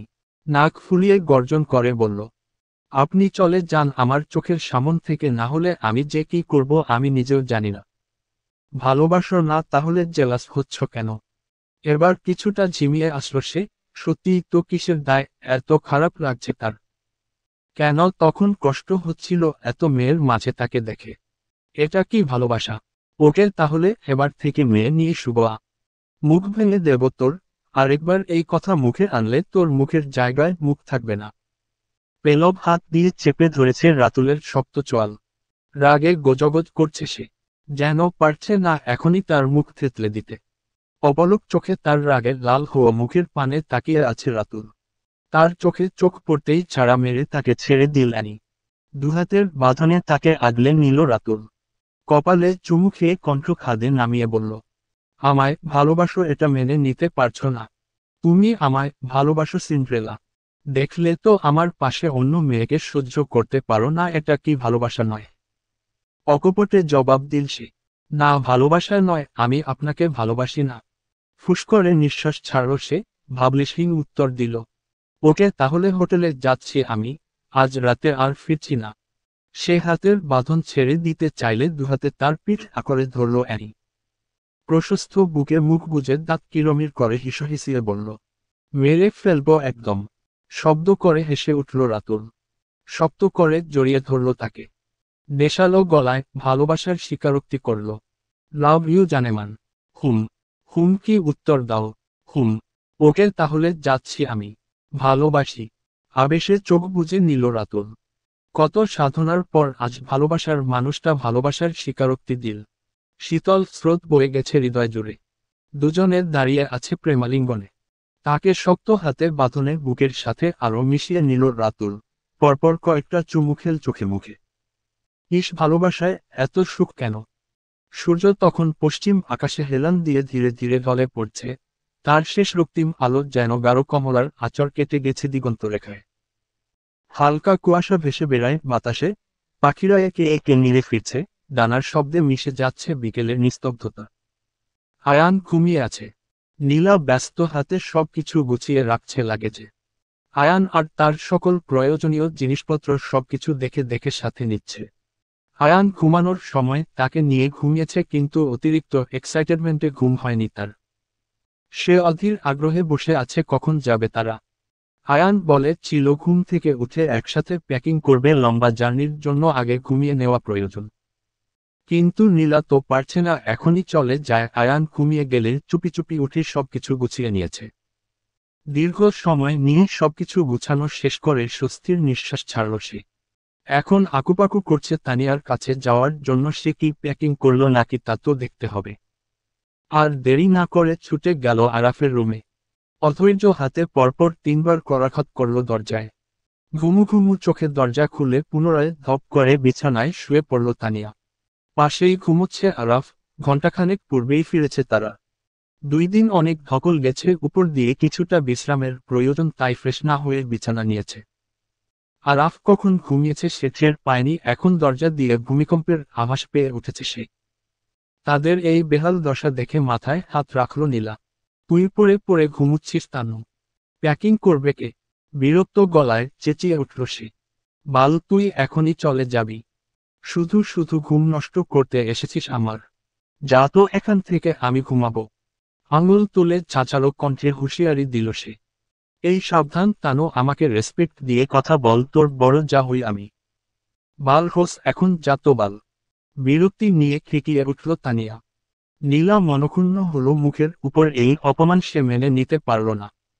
গলা ছেড়ে ডাকতে লাগলো আরাফকে। ভাইয়া, ভাইয়া, শুনতে পাচ্ছ? তোমার বউ আমাকে ঝাড়ি দিয়ে কথা বলছে, বড় যা হিসেবে আমাকে কোনো দামই দিচ্ছে না। ঘুম জড়ানো চোখ টেনে খুলতে পারছে না সে। চোখ বুঝেই উত্তর দিল, একটু ঘুমুতে দে না বইন। সারা রাত জার্নি করতে হবে। চেঁচিয়ে উঠল নীলা। আমি কিন্তু এখন পানি ঢেলে দিব ভাইয়া। তোমার বউয়ের বিচার না করলে আমি কিন্তু যাব না। বিরক্তিতে চোখ সূচক শব্দ করল তানিয়া। তুই যাবি এখান থেকে? আরাফকে সাক্ষী রাখল সে। দেখলে ভাইয়া, দেখলে এখন আমাকে তাড়িয়ে দিচ্ছে। তুই যা না বইন, সারা রাত পড়ে আছে তোর বকবক শোনার জন্য, এখন একটু ঘুমুতে দে প্লিজ। গাল ফুলিয়ে ধোপাধপ পা ফেলে আবার নিজেদের রুমে ফিরল নীলা।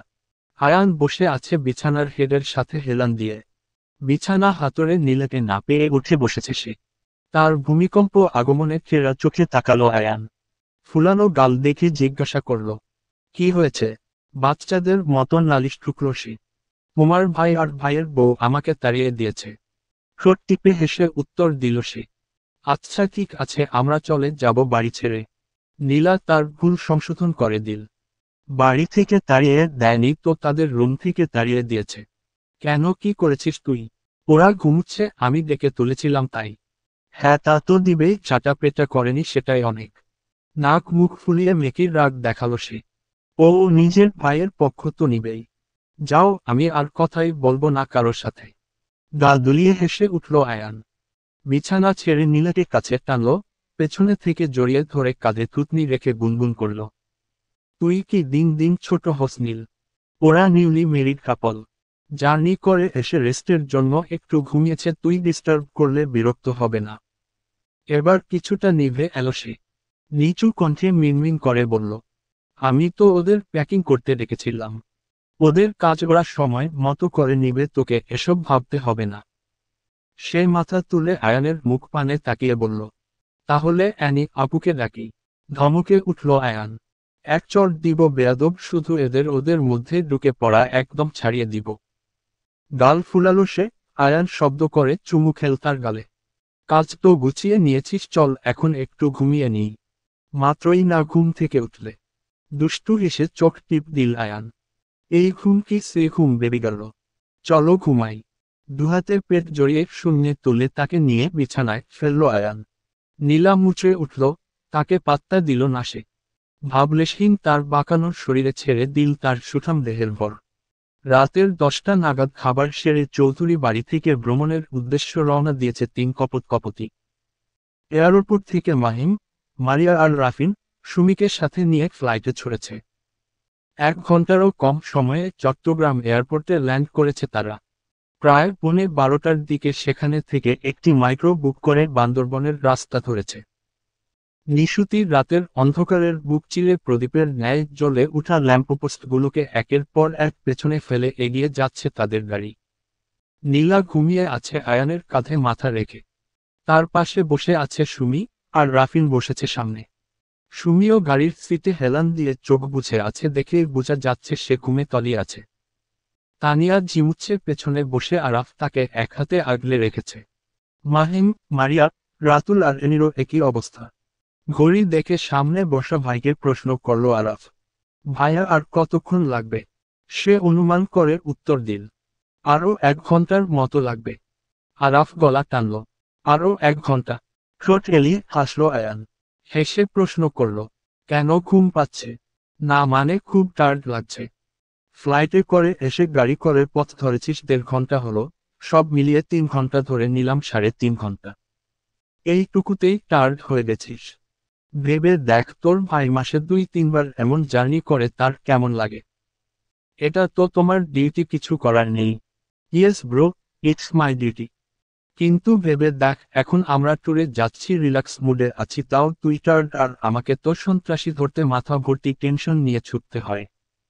তো তোমাকে ওদের পেছনে ছুটতে বলছে কে? তোমাকে শখে গুঁতো দেয় তো আমরা কি করব? শব্দ করে হেসে উঠল আয়ান।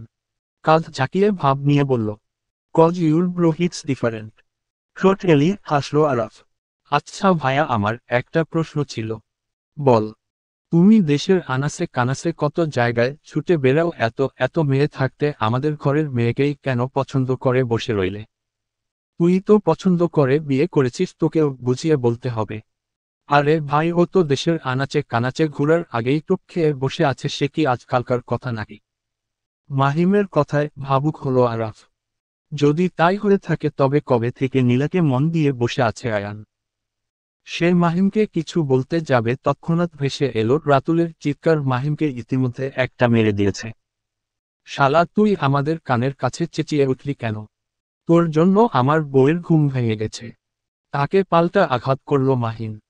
শালা বাদর, তোর বউয়ের কানে তুলো দিয়ে রাখো আমার মুখ, আমি যখন ইচ্ছা তখন চেঁচাবো। সিট থেকে উঠে মাহিমের দিকে তেড়ে গেছে রাতুল। শালা, তোর মুখ ভেঙে দিব আমি। ইতিমধ্যে দুজনের হাতাহাতি শুরু হয়ে গেছে। ওদের চিৎকার চেঁচামেচিতে সকলের ঘুম ছুটে পালিয়েছে। হতভম্ব হয়ে তাকিয়ে আছে সবাই। অবস্থা যখন বেগতিক তখন ধমকে উঠল আয়ান। স্টপ দিজ, তোরা কি বাচ্চা? কি শুরু করেছিস বাচ্চাদের মতো? রাতুল নালিশ ঠুকল তার কাছে। ও আমার বউ।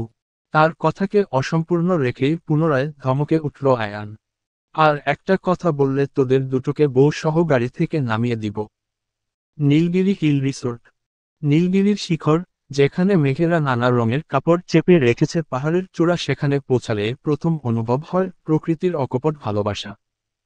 সমুদ্রপৃষ্ঠ থেকে প্রায় 2400 ফুট উপরে স্থিত এই সর্বসুলভ স্থানের বাতাসে মিষ্টি শীতলতা।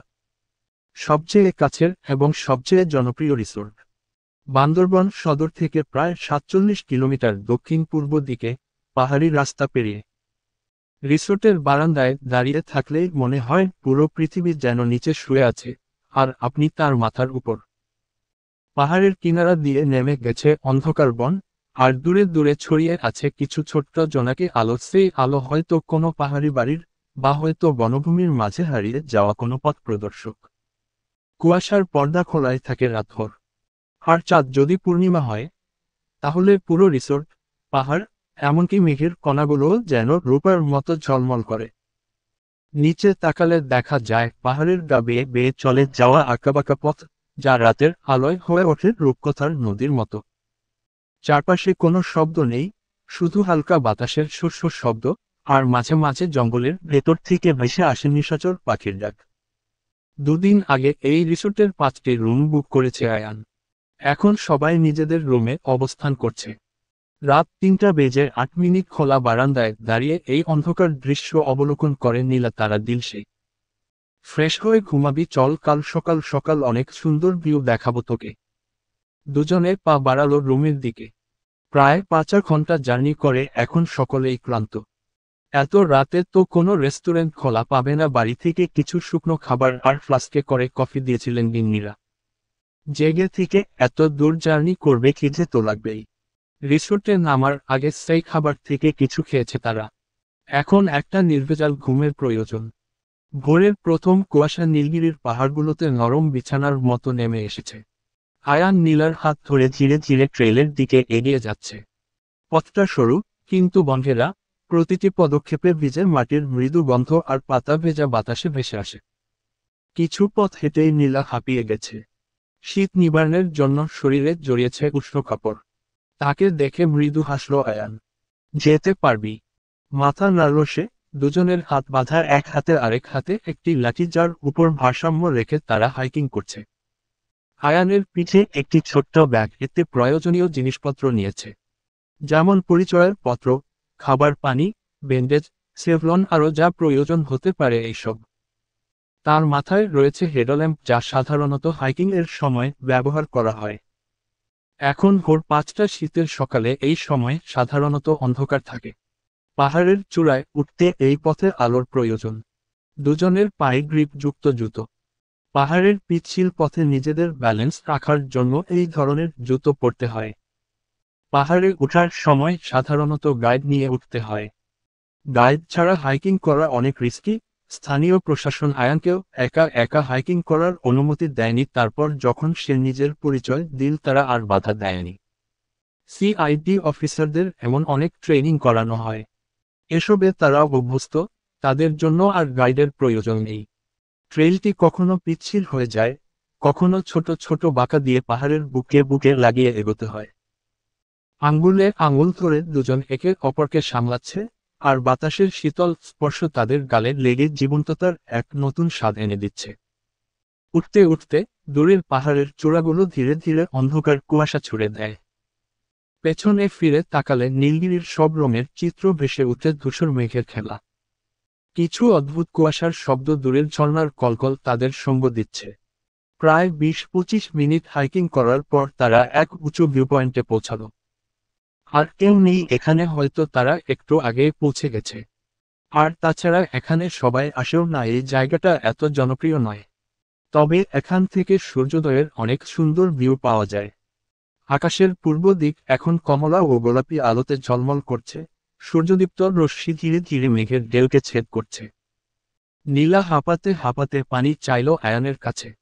এত পরিশ্রমের কারণে সে অনেকটা ঘেমে গেছে। গায়ের জ্যাকেট খুলে পাশে রেখে পানির বোতল হাতে নিল। আয়ান তাকালো তার পানে। ঘেমে নিয়ে একাকার অবস্থা, অথচ তার বিন্দু পরিমাণ পরিশ্রম হয়নি। এইটুকু এক ছোট্ট পাহাড়, আর এখানে উঠতেই তার বউয়ের এই অবস্থা।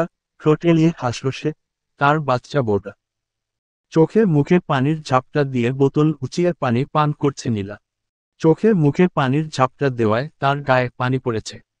গলা উঁচিয়ে যখন পানি পান করছে তখন কিঞ্চিত পানির পরিমাণ তার গলা বেয়ে বুকের খাদ দিয়ে নেমে গেছে। শুকনো ঢোক দিল আয়ান।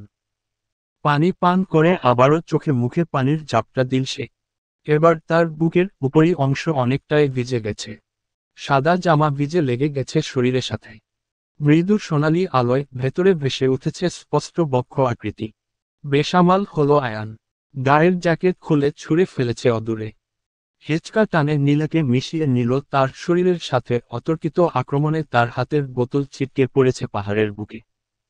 হকচকালো নীলা সে কিছু বুঝে ওঠার আগেই তার বুকের ভাঁজে মুখ বুজে দিল আয়ান। লেহন করে সেখানের পানি চুষে নিচ্ছে। আবেশে চোখ বুজে নিল নীলা। দুহাতে চেপে ধরল তার মাথার চুল। ছোট ছোট চুমুতে ভরিয়ে দিচ্ছে তার বক্ষ ভাঁজ। কখনো আবার গলায় মুখ বুজে আলতো করে কামড় দিচ্ছে। দুজনের নিঃশ্বাস ভারী হয়ে উঠছে। এই নীরব স্নিগ্ধ পরিবেশে শুধু দুজনের ঘন নিঃশ্বাসের আওয়াজ ভেসে আসছে। চাতক পাখির মতো ছটফট করছে নীলা। আয়ান অস্থির হলো, অধৈর্য হাতে গায়ের শার্ট খুলে বস্ত্র মুক্ত করল নিজেকে। নীলার জামায় হাত রাখলে সে বাধা দিল। কি করছো এখানে? হুশ, কোনো কথা না। শক্ত হাতে হাতে খামচে ধরল তার কাঁধের ফিতা। অতপর এক টান ছিঁড়ে ফেলল। উত্তেজনায় কাঁপতে থাকা নীলার গোমানি যেন আরো বেপরোয়া করে তুলল তাকে। বুকের নরম অংশ জড়িয়ে নিল তার বেপরোয়া ওষ্ঠ দ্বারা। কখনো কামড়, কখনো অস্থির চুম্বনে বেসামাল করে দিচ্ছে তাকে। নীলা ক্ষীণ স্বরে আর্তনাদ করল। আহ লাগছে আয়ান ভাই। নেশালো কণ্ঠে তার কানের কাছে ফিসফিস করল সে। সহ্য করে নে জান, সুখ পাবি। এক ঝটকায় তাকে কোলে তুলে নিল আয়ান। তার কোমর পেঁচিয়ে আছে নীলার দুই পা। তাকে শূন্য রেখে মিশিয়ে নিল নিজের সাথে। নীলার চিৎকার প্রতিধ্বনিত হচ্ছে এই পাহাড়ের চূড়ায়। সময়ের সাথে সাথে আয়ানের পাগলামো আরও বেড়ে যাচ্ছে। তাকে শক্ত পাহাড়ের বুকে শুইয়ে দিয়ে নিজের ভর রেখেছে তার উপর। দুজনের ঘন নিঃশ্বাসের সাথে সাথে দুলে উঠছে দুজনের গা। নীলা আর্তনাদ করল। আহ, কোমরে লাগছে। চোখ তুলে তার কুঁচকানো মুখের পানে তাকালো আয়ান। বুঝতে পারল শক্ত মাটির কারণে সে ব্যথা পাচ্ছে। পাশ থেকে নিজেদের জ্যাকেট আর কাপড় টেনে তার কোমরের নিচে রেখে সান্ত্বনা দিল তাকে। আর লাগবে না জান। ধীরে ধীরে পূর্ব দিগন্তে আলো ফুটতে শুরু করেছে। প্রথমে আসে সূক্ষ্ম গোলাপি রেখা, যেন আকাশের ক্যানভাসে সোনার আঁচড়। তারপর কমলা ও আর্দ্র সোনালি রং মেঘের উপর নেমে আসে। আর কুয়াশার ঢেউয়ের মধ্যে দিয়ে তা লাফিয়ে ওঠে। পাহাড় যেন হালকা আভায় আলোকিত হয়েছে। চারিদিক থেকে ভেসে আসছে পাখিদের কলতান। হঠাৎ কারো পায়ের মৃদু আওয়াজে চমকে উঠল নীলা। ঝোপঝাড় পেরিয়ে পা ফেলতেই মোচমোচ আওয়াজ ভেসে আসছে। আয়ানের কোনো দিকে মন নেই, সে তো তার প্রেয়সীর ভালোবাসায় ডুবে গেছে। তড়িঘড়ি করে চেঁচিয়ে উঠল নীলা, আয়ান, কেউ আসছে। থেমে গেল আয়ান। আওয়াজগুলো মনে হচ্ছে কাছে থেকে আসছে। বিরক্তিতে নাক মুখ কুঁচকে নিল সে। হাঁপানোর স্বরে হিসহিসিয়ে বলল, নাক আসার আর সময় পেল না। ব্যস্ত হাতে নিজেদেরকে পোশাকে আবৃত করল দুজন। শার্টের বোতাম লাগাতে লাগাতে হঠাৎ থেমে গেল আয়ানের হাত। সে নীলার দিকে বিস্ময় নিয়ে তাকিয়ে প্রশ্ন করল, এই তুই কি বললি একটু আগে? ভরকালো নীলা। সে আবার কি বলল? তারা দিল আয়ান। কি বললি আবার বল। কি বললাম? তুই আয়ান বলেছিস আমাকে। লাজুক হেসে মাথা নোয়াল সে। মিনমিন করে বলল, মানে তাড়াহুড়ো করে বলতে যে। সো সুইট বেবি গার্ল, তোর মুখে নামটা যা মানিয়েছে না।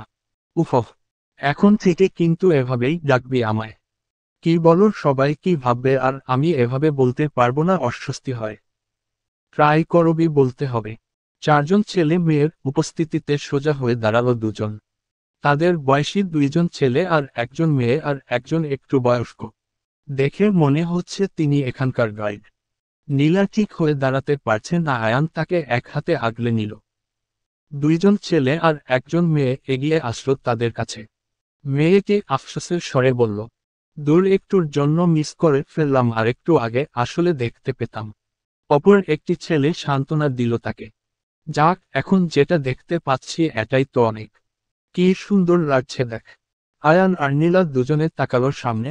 সূর্য মাথা তুলে উকি দিচ্ছে, মেঘেরা উড়ে যাচ্ছে চারপাশে।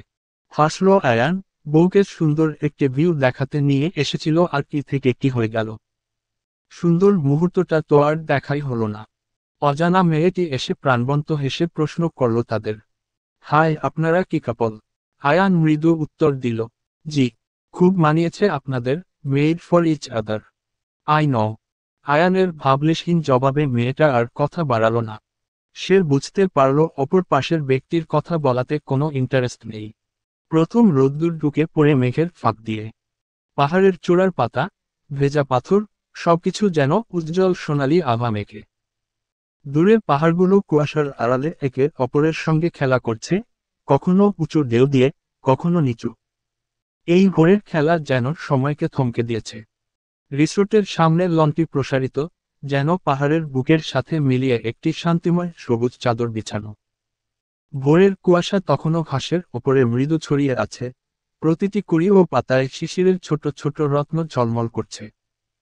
লনের এক পাশে ছোট ফুলের বাগান, লাল, হলুদ ও সাদা রঙের ক্ষুদ্র ফুলগুলো যেন পাহাড়ের সবুজের সঙ্গে কথা বলছে। তানিয়া, আরাফ, মাহিম আর মারিয়া ছবি তুলছে সেখানে। আরেক পাশে কাঠের ছোট বেঞ্চে বসে আছে অ্যানি, রাতুল, রাফিন আর সুমি, তারা গল্পে বিভোর। আর কিছুক্ষণ পর পর রাতুল ফোন তুলে কল দিচ্ছে আয়ানকে, কিন্তু নো রেসপন্স। দূরে রিসোর্টের প্রধান পথের ধারে কিছু সাদা কুয়াশা ঘিরে রেখেছে। সুমি সেদিকে তাকিয়ে দেখছে নীলা আসে কিনা। কিছুক্ষণ পর পর তাকাচ্ছে। রাফিন ফুস করে নিঃশ্বাস ছেড়ে বল, এত কি দেখছো ওইদিকে? আমি যে পাশে বসে আছি তা তো দেখছই না। ঠোঁট টিপে হাসল রাতুল আর অ্যানি। সুমি তাকে পাত্তা না দিয়ে আবারও সেদিকে তাকালো, অমনি চেঁচিয়ে উঠল, ওই তো ওরা এসেছে। ওর চেঁচানোতে এবার সকলেই সেদিকে তাকালো। নীলাকে কোলে নিয়ে হেঁটে আসছে আয়ান। সবাই ছুটে গেল সেদিকে। সুমি তড়িঘড়ি করে জিজ্ঞাসা করল, কি হয়েছে ওর? সবাইকে একবার দেখে নিল আয়ান। সবাই উৎসুক হয়ে তাকিয়ে আছে তার দিকে।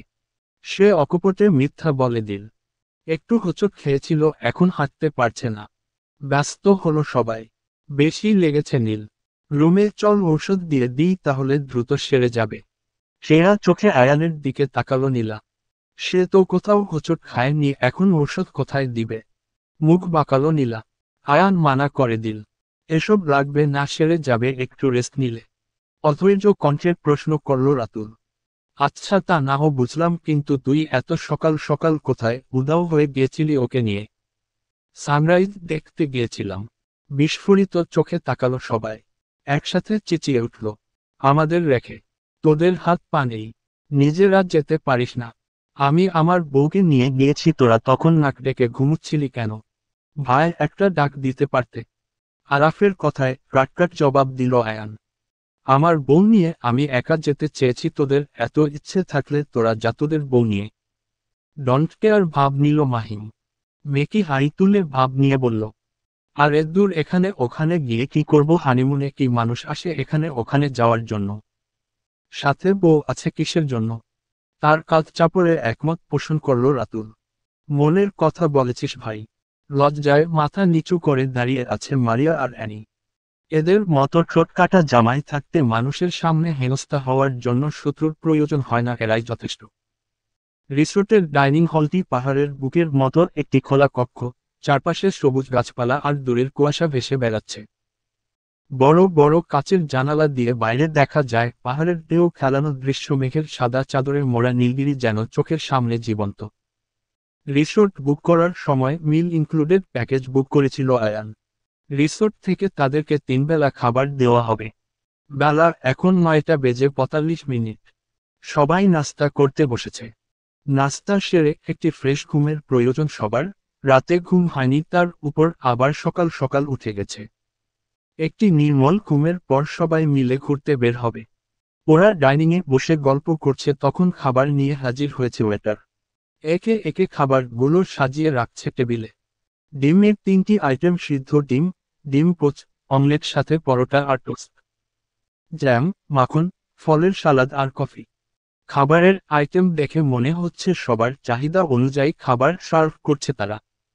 যার যা ইচ্ছে হয় খেতে পারবে আর চাইলে সবই খেতে পারবে। অ্যানি একটি সিদ্ধ ডিম হাতে নিলে দুপাশে মাথা নাড়ল রাতুল। সিন্ড্রেলা এভাবে খায় না। প্রশ্নসূচক দৃষ্টিতে তাকালো সবাই। এখন ডিম কিভাবে খেতে হয় সেটা কি এনিকে শিখাবে রাতুল? সে একটি কাঁটা চামচ নিয়ে সবার দিকে তাকিয়ে বলল, দেখো সবাই। ডিমের মধ্যে কাঁটা চামচ গেঁথে ছোট করে একটি কামড় দিয়ে বলল, এভাবে খেতে হয়। শব্দ করে হেসে উঠল সবাই। অ্যানি ভ্রু কুঁচকে প্রশ্ন করল, এভাবে কেউ ডিম খায়? কোথায় থেকে শিখেছ এসব? কেন তুমি দেখনি আমাদের ব্র্যান্ড প্রমোটার বারিশা হক কত সুন্দর কাটা চামচ দিয়ে ডিম খায়? এভাবে ডিম খেলে তুমি সেলিব্রিটি হয়ে যাবে বউ। আবারও হাসির আওয়াজে মুখরিত হলো চারপাশ। আয়ান মুখ চামটা দিয়ে বলল, তুই খা তোর বারিশাকে নিয়ে। আমাদের শিখাতে আসিস না, একবার ডিম থেরাপি দিলে এসব সেলিব্রিটি খাওয়া ভুলে যাবি। হাসতে হাসতে সবার বেহাল অবস্থা নীলা প্রশ্ন করল, কিন্তু ডিম থেরাপি কি? একে অপরের মুখ পানে তাকালো সবাই। এবার ঠোঁট টিপে হাসছে তারা। আয়ান গম্ভীর হয়ে বলল, তোকে এসব জানতে হবে না। হৈ হৈ করে উঠল রাতুল। কেন জানতে হবে না কেন? আমি তোমাকে বলছি নীলা ডিম থেরাপি হলো। খেকিয়ে উঠল আয়ান, একদম আমার বউকে এসব আজেবাজে জিনিস শিখাবি না। তুই আমাকে থেরাপি দিবি আর আমি তোর বউকে থেরাপি শিখালেই দোষ। শুধু শিখিয়ে দেখ, তারপর কিন্তু তোকে থেরাপি দেওয়া মিস হবে না। মুখ বাঁকালো রাতুল। অ্যানি সকলের দিকে তাকিয়ে দেখল সবাই খাবারে মনোযোগী। সেই নিচু হয়ে রাতুলের কানে ফিসফিস করল, বারিশা হককে ফলো করা হয় না। আজ রোমে যান, তারপর হচ্ছে আপনার। আতঙ্কিত চোখে তাকালো রাতুল। অ্যানির দাঁত কিরমির করে তাকিয়ে আছে। সে শুকনো ঢোক গিলল, এই রে এই বারিশা হকের চক্করে পড়ে আজ বউ বুঝি তাকে কেলাবে। বাবাই, আয়াত অনেক পচা, আমি কাছে গেলেই শুধু কাঁদে। ছোট্ট রায়ানের কথায় ঘরভর্তি সবাই শব্দ করে হেসে উঠল। ছেলেকে পায়ের উপর বসিয়ে গালে একটি চুমু খেয়ে প্রশ্ন করল আয়ান, কেন বাবাই, তুমি কি ওকে মেরেছ? না বাবাই, আমি তো ওর সাথে খেলবো, ও তো আমার কাছে আসে না, শুধু কাঁদে। রাফিনের পাশ থেকে উঠে এসেছে তার মেয়ে আইফা। রায়ানের হাত ধরে বলল, আমার সাথে আসো রায়ান, আমি গেলে আয়াত আসবে, তারপর আমরা সবাই খেলব। ছোট্ট রায়ান অকপটে জবাব দিল, সিমিকে খেলায় নিলে আমি খেলব না। ভ্রুকুচকে বাপ ছেলের দিকে তাকিয়ে আছে রাতুল। তার মেয়ে এই ছেলেকে কি করেছে বলে কিনা তার মেয়েকে খেলায় নিবে না? কেন রে বাপ, আমার মেয়ে তোকে কি করেছে? তোমার মেয়ে শুধু আমার সাথে ঝগড়া করে, ওকে আমি খেলায় নিব না। ছোট সিমি কোথা থেকে ছুটে এসেছে তার বাবার কাছে। আদো আদো বলিতে রাতুলকে বলল, পাপা, মাম্মা তোমাতে ডাকছে। সিমির কথার সাথে মুখ ভেঙালো রায়ান। পাপা, মাম্মা তোমাতে ডাকছে। তেতে উঠল ছোট সিমি। স্টুপিড তেলে, তোমাতে কামড় দিব। মুখ বাঁকালো রায়ান। হ্যাঁ, শুধু কামড়াতেই তো পারিস। মৃদু ধমক দিল আয়ান। রায়ান, কি হচ্ছে এসব? ও তোমার ছোট বোন না। ঝগড়া করছো কেন? ওকে আমি বোন মানি না। কেন রে বাপ, তোর কোন পাকা ধানে মই দিয়েছে আমার মেয়ে? তুমি যাও তো আঙ্কেল, না হলে ফুপ্পি তোমায় ঝাড়বে। মেয়ের হয়ে কথা বলতে এসো না। বিস্ফোরিত চোখে তাকালো রাতুল। এই পুচকে ছেলেও তাকে ফুপ্পির ভয় দেখাচ্ছে। 4 বছরের রায়ানের পাকা পাকা কথায় খিলখিল করে হেসে উঠল লিভিং রুমে বসে থাকা ছোট বড় সকলে। সিমি হলো রাতুল আর এনির মেয়ে। সে রায়ানের 1 বছরের ছোট বলা যায়। রায়ান ভূমিষ্ঠ হওয়ার পর সিমি তার মায়ের গর্ভে এসেছে। আজ রায়ানের 4তম জন্মদিন। বাড়িতে অনেক মানুষের সমাগম। বাড়ির গিন্নিরা মেয়েরা সবাই নানা কাজে ব্যস্ত। আর একটি কাজে বাজারে গেছে। তাদের একটি সুন্দর ফুটফুটে মেয়ে আছে যার নাম আয়াত। এই আয়াতকে রায়ান খুব ভালোবাসে, যতবার কাছে পাবে ততবার তাকে চুমু খাবে, আদর করবে, কিন্তু ছোট্ট রায়ান কাছে গেলেই কান্না করে দেয়।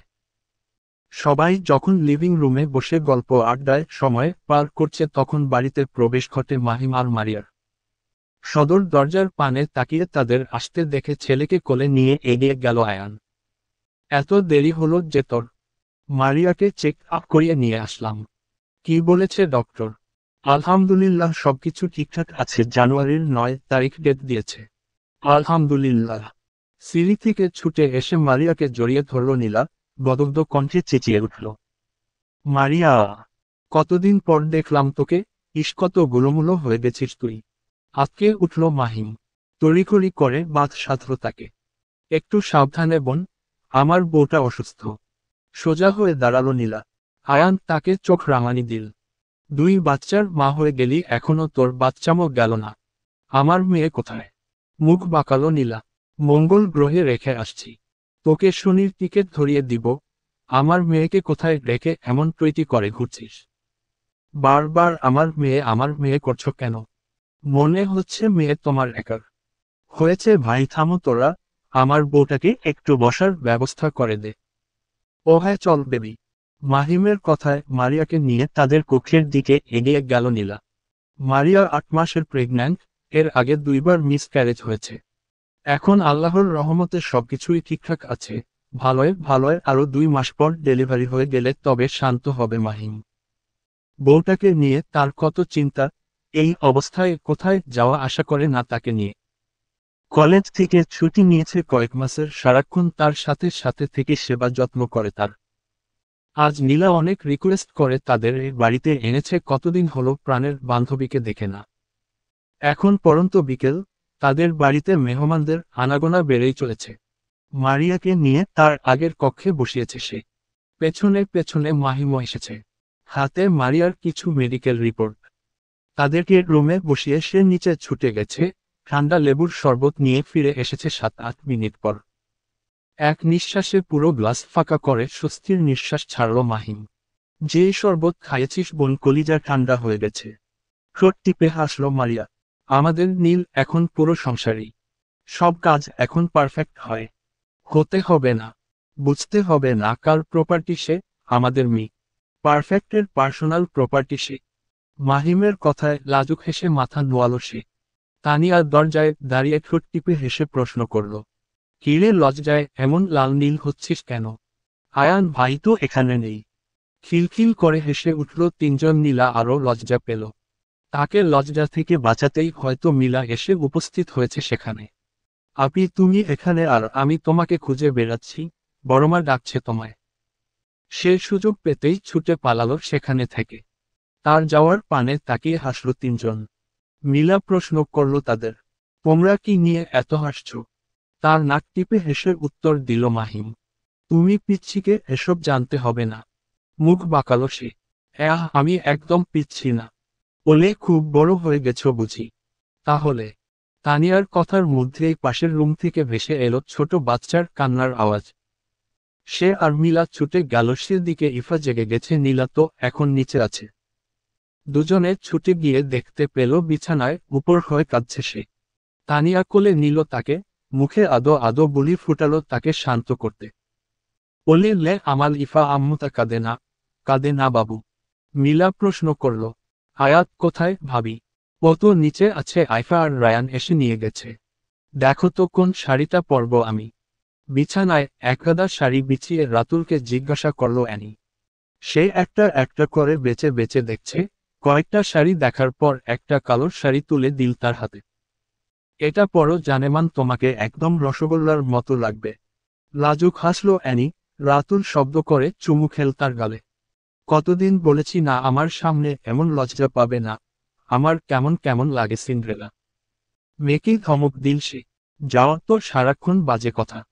পেছনে থেকে তাকে জড়িয়ে ধরল সে, কাঁধে থুতনি রেখে কানের কাছে ফিসফিস করল, মেয়ে তো বড় হয়ে যাচ্ছে, আরেকটা নিয়ে আসি চলো। মেয়েকে রাগ দেখালো অ্যানি। রাতুলকে ছাড়িয়ে দুহাতে ঠেলে বের করে দিল। যাওয়া তো এখান থেকে, অসভ্য লোকে একটু সুযোগ পেলেই হলো। গা দুলিয়ে হেসে উঠল রাতুল। যেতে যেতে বলে গেল, এখন তাড়িয়ে দিচ্ছ রাতে কিন্তু ছাড় পাবে না। সন্ধ্যার আকাশে যখন তারাদের মেলা বসেছে চৌধুরী বাড়িতে, তখন উৎসবের আমেজ। ছাদটা রঙিন আলো ও সাজসজ্জায় ভরে উঠেছে একদম উৎসবের ছোঁয়ায়। চারপাশে হালকা বাতাসে দুলছে রঙিন ফিতার কারুকাজ, যেন আকাশের তারার সঙ্গে মিশে গেছে। চারপাশের প্রাচীরে লাগানো হয়েছে ছোট ছোট ফেরি লাইট, যা রাতের আকাশে তারা ছড়ানোর মতো ঝলমল করছে। এক কোণে একটি বড় বেলুনের গুচ্ছ উড়ে উঠছে। রঙিন গোলাপি, নীল ও সোনালী বেলুনগুলো যেন আকাশের আনন্দকে টেনে এনেছে ছাদের মধ্যমণিতে। মধ্যখানের টেবিলটি সাজানো রঙিন কাপ, প্লেট আর বিশালাকৃতির 3টি কেকের উপর ছোট ছোট মোমবাতি। বাতাসে কেকের সুগন্ধ মিলেমিশে আনন্দের রং ছড়াচ্ছে। কোণে ছোট ছোট ফুলের তোড়া দিয়ে সাজানো হয়েছে, আর টেবিলের চারপাশে রাখা চেয়ারগুলো রঙিন কাভার দিয়ে মুড়ে আছে। সব মেহমানেরা ছাদে ভিড় করে আছেন সেখানে। কেউ দাঁড়িয়ে, কেউ বা বসে, আবার কেউ কেউ নিজেদের মধ্যে গল্পে বিভোর। সুমি আর মারিয়া এক জায়গায় বসে আছে। একজন ওয়েটার ড্রিঙ্কস নিয়ে আসলে সুমি একটি গ্লাস তুলে নিল হাতে। মারিয়া এসব খাবে না, কোথা থেকে হুট করে ছুটে এলো রাফিন। এক ঝটকায় তার হাত থেকে কেড়ে নিল গ্লাসটি, চোখ রাঙালো তাকে। তোমাকে এসব খেতে মানা করেছি না। আমতা আমতা করল সে। একটু খেলে কিছু হবে না, একটু খাই প্লিজ। নেভার। কাটকাট গলায় উত্তর দিল সে, মুখ আমটালো সুমি। সে মৃদু হাসল, কণ্ঠ খাদে নামিয়ে নরম গলায় সান্ত্বনা দিল। এই সময় একটু মেনে চলতে হয় কাঠগোলাপ, আর কয়েকটা মাসই তো, তারপর কি আর আমি মানা করব। এই সময় এসব আজে বাজে খাবার খাওয়া ভালো না। সে ছোট করে উত্তর দিল। আচ্ছা। মেয়েকে সুমির পাশে রেখে হাতের ড্রিঙ্কসের গ্লাস নিয়ে চলে গেল সে। মারিয়া হেসে শুধালো, 3 মাস চলছে তাই না? লাজুক হেসে মাথা নাড়ল সে। মারিয়া উপদেশ দিল, এই সময় একটু মেনে না চললে কখন মেনে চলবি? তোকে কি বলছি আমি, ও তো এমন করতাম, আর আমার পাগলটা তোর পাগলের মতোই সারাক্ষণ থমকাথমকি করত। শব্দ করে হেসে উঠল দুইজন। সামন থেকে ভেসে এলো আয়ানের জোরালো গলার আওয়াজ। সবাই চলে আসুন, আমার বাবাই চলে এসেছে। নিজেদের জায়গা ছেড়ে সবাই এগিয়ে গেছে সাজানোর টেবিলের কাছে, চারপাশে ভিড় করে দাঁড়িয়ে আছে সবাই। পুরো ছাদ ভর্তি মানুষ। টেবিলের একপাশে রায়ানকে মাঝে রেখে দুই পাশে দাঁড়িয়েছে আয়ান আর নীলা। আয়ানের কোলে তার 1 বছরের মেয়ে ইফা। তাদের দুজনের পাশে দাঁড়িয়েছেন মিতা চৌধুরী ও ফয়সাল চৌধুরী, তারপর সালমা চৌধুরী, ফারুক চৌধুরী, রাকিবা চৌধুরী আর ফজল চৌধুরী। এক সাইডে আরাফ, তানিয়া আর মিলা। চৌধুরী পরিবারের সকল সদস্যের উপস্থিতিতে এই মুহূর্তটি আরও প্রাণবন্ত হয়ে উঠেছে। সবার করতালিতে চারপাশে প্রতিধ্বনি হল, happy birthday Rayan, happy birthday to you. ছোট রায়ানকে কেটে একে সবাইকে নিজের হাতে খাইয়ে দিয়েছে। আইফা আর আয়াতকে খাইয়ে সিমিকে খাওয়ানোর সময় তার মুখ মেখে দিয়েছে। এই নিয়ে দুজনের আবার সে কি ঝগড়া। এই আনন্দময় মুহূর্তে তাদের এই খুনসুটি সমটাকে আরও রাঙিয়ে দিয়েছে। বিশালাকৃতির কেকগুলো স্লাইস করে সব মেহমানদের মধ্যে বিতরণ করা হয়েছে। সবাই কেক খাচ্ছে আর নিজেদের মধ্যে মুহূর্তটি উপভোগ করছে। সবাই নিজেদের মধ্যে ব্যস্ত, তখন তানিয়া মেয়েকে একটু একটু করে কেক খাওয়াচ্ছে। টেবিলের উপর কেকের প্লেট রেখে আয়াতের মুখে একটু তুলে দিচ্ছে। পেছনে থেকে ডেকে উঠল আরাফ, তানু, হুম। ঘাড় বাঁকিয়ে পেছনে তাকালো সে। আরাফ পাশে এসে দাঁড়ালো তার। একটি কেকের স্লাইস হাতে নিয়ে আদেশ করল তাকে, হা করো। মুচকি এসে তার হাতে ধরা কেক মুখে নিল তানিয়া। ঠোঁটের কোণে লেগে থাকা কেকের ক্রিম হাতের বৃদ্ধাঙ্গুল দিয়ে মুছে সেটা নিজের মুখে পড়ল আরাফ। লাজুক হাসল তানিয়া। আরাফ ঠোঁট কামড়ে হাসল। এমন লজ্জা পাচ্ছ কেন? এখানে কেউ না থাকলে এই ক্রিমের জায়গায় কিন্তু তুমি থাকতে। চোখ রাঙালো তানিয়া, নিচু কণ্ঠে বিড়বিড় করল, অসভ্য। শব্দ করে হেসে উঠল আরাফ। বউয়ের মুখে এই গালিটা অস্থির লাগে তার। জমজমাট চৌধুরী বাড়ি এখন অনেকটা শান্ত হয়ে এসেছে। প্রোগ্রামের পর অধিকাংশ মেহমানরা চলে গেছেন। যারা আছেন তাদের সাথে রাতের ডিনার শেষ করে সবাই যার যার বরাদ্দকৃত রুমে অবস্থান নিয়েছেন। মায়েদের সাথে হাতের কাজ শেষ করে তানিয়া আর নীলা লিভিং রুমে বসেছে। রায়ান এখনও ঘুমায়নি, সোফায় বসে মায়ের ফোন দেখছে। ইফা ঘুমিয়ে আছে রুমে, তাই আয়ান বসে আছে তার কাছে। মিতা চৌধুরী তাড়া দিলেন, আর বসছিস কেন তোরা? রাত তো অনেক হলো, এবার রুমে যা। এবার নাতির দিকে তাকিয়ে মেকি ধমক দিলেন তাকে। রায়ান, তুমি এখনো জেগে আছো? যাও, মায়ের সাথে ঘুমোতে যাও। সে ফোন ছেড়ে উঠে দাঁড়ালো। মিতা চৌধুরীর কোমর জড়িয়ে তার কাছে আবদার করল, আমি তোমার কাছে ঘুমাবো। হাসলেন তিনি। আচ্ছা তাহলে চলো। তাকে নিয়ে চলে যাবেন তৎক্ষণাৎ তার চোখে পড়ল সালমা চৌধুরীর দিকে। তিনি ডাইনিংয়ে বসে পানি খাচ্ছেন। সে ছুটে গেল তার কাছে। না, আমি নানুর কাছে ঘুমাবো। হেসে উঠলেন দুই যা। মিতা চৌধুরী তাড়া দিলেন, তাহলে যাও, ঝটফট ঘুমিয়ে পড়ো গিয়ে। নীলা আর তানিয়ার দিকে তাকিয়ে দেখলেন তারা এখনো বসে আছে, তাদেরকে আবার তাড়া দিলেন। কি হলো, তোরা যাচ্ছিস না কেন? অনেক রাত হয়েছে, এবার রুমে যাও। বেলকনির রেলিংয়ে দুহাতে ভর রেখে খোলা আকাশের পানে তাকিয়ে আছে আয়ান। কিছুক্ষণ পর পর একবার রুমের ভেতর উকি দিচ্ছে। বেচারা বউয়ের অপেক্ষায় বসে আছে আর তার বউয়ের কিনা আসার খবর নেই। ছেলেটা ও তো আসছে না। নীলা রুমে ঢুকে আয়ানকে না পেয়ে বেলকনিতে উকি দিল। আয়ান দাঁড়িয়ে আছে, সে পেছনে থেকে জড়িয়ে ধরল তাকে। মেকি রাগ দেখালো আয়ান। এত প্রেম দেখাতে হবে না, এতক্ষণ অপেক্ষা করিয়ে এখন আসার সময় হয়েছে আপনার। ঘুরে দাঁড়িয়ে বুকের সাথে জড়িয়ে নিল তাকে। কিছু মনে পড়তেই জানালা দিয়ে উকি দিল রুমে। ছেলেকে না দেখে প্রশ্ন করল, রায়ান কোথায়? মায়ের কাছে। ওখানে থাকবে। হুম। দুষ্টু হাসল আয়ান। নীলার ঠোঁটে শব্দ করে চুমু খেয়ে কানের কাছে ফিসফিস করল, আজ তবে হচ্ছে আপনার। লাজুক হেসে তার বুকে মৃদু আঘাত করল সে। নিচু কণ্ঠে বিড়বিড় করল, দুই বাচ্চার বাপ হওয়া অসভ্যতামি ছাড়নি। ঠোঁট কামড়ে হাসল আয়ান। বউয়ের সাথে অসভ্যতামি না করলে কার সাথে করব? তুই কাছে আসলে আমি এমনিতেই কন্ট্রোললেস হয়ে যাই। লজ্জায় তার বুকে মুখ গুজল নীলা। মুচকি হেসে তাকে শক্ত করে বুকের সাথে মিশিয়ে নিল আয়ান। কপালে চুমু খেয়ে নেশালো কণ্ঠে বিড়বিড় করল, তুই আমার এ জীবনের সবচেয়ে সুন্দর উপহার নীল। আমার শূন্যতার পূর্ণতা তুই, তুই আমার হৃদয়ের রানী। আমার জনম জনমের ভালোবাসা, যাকে ঘিরে অনুভূতিগুলো কখনো শেষ হবার নয়। সমাপ্ত।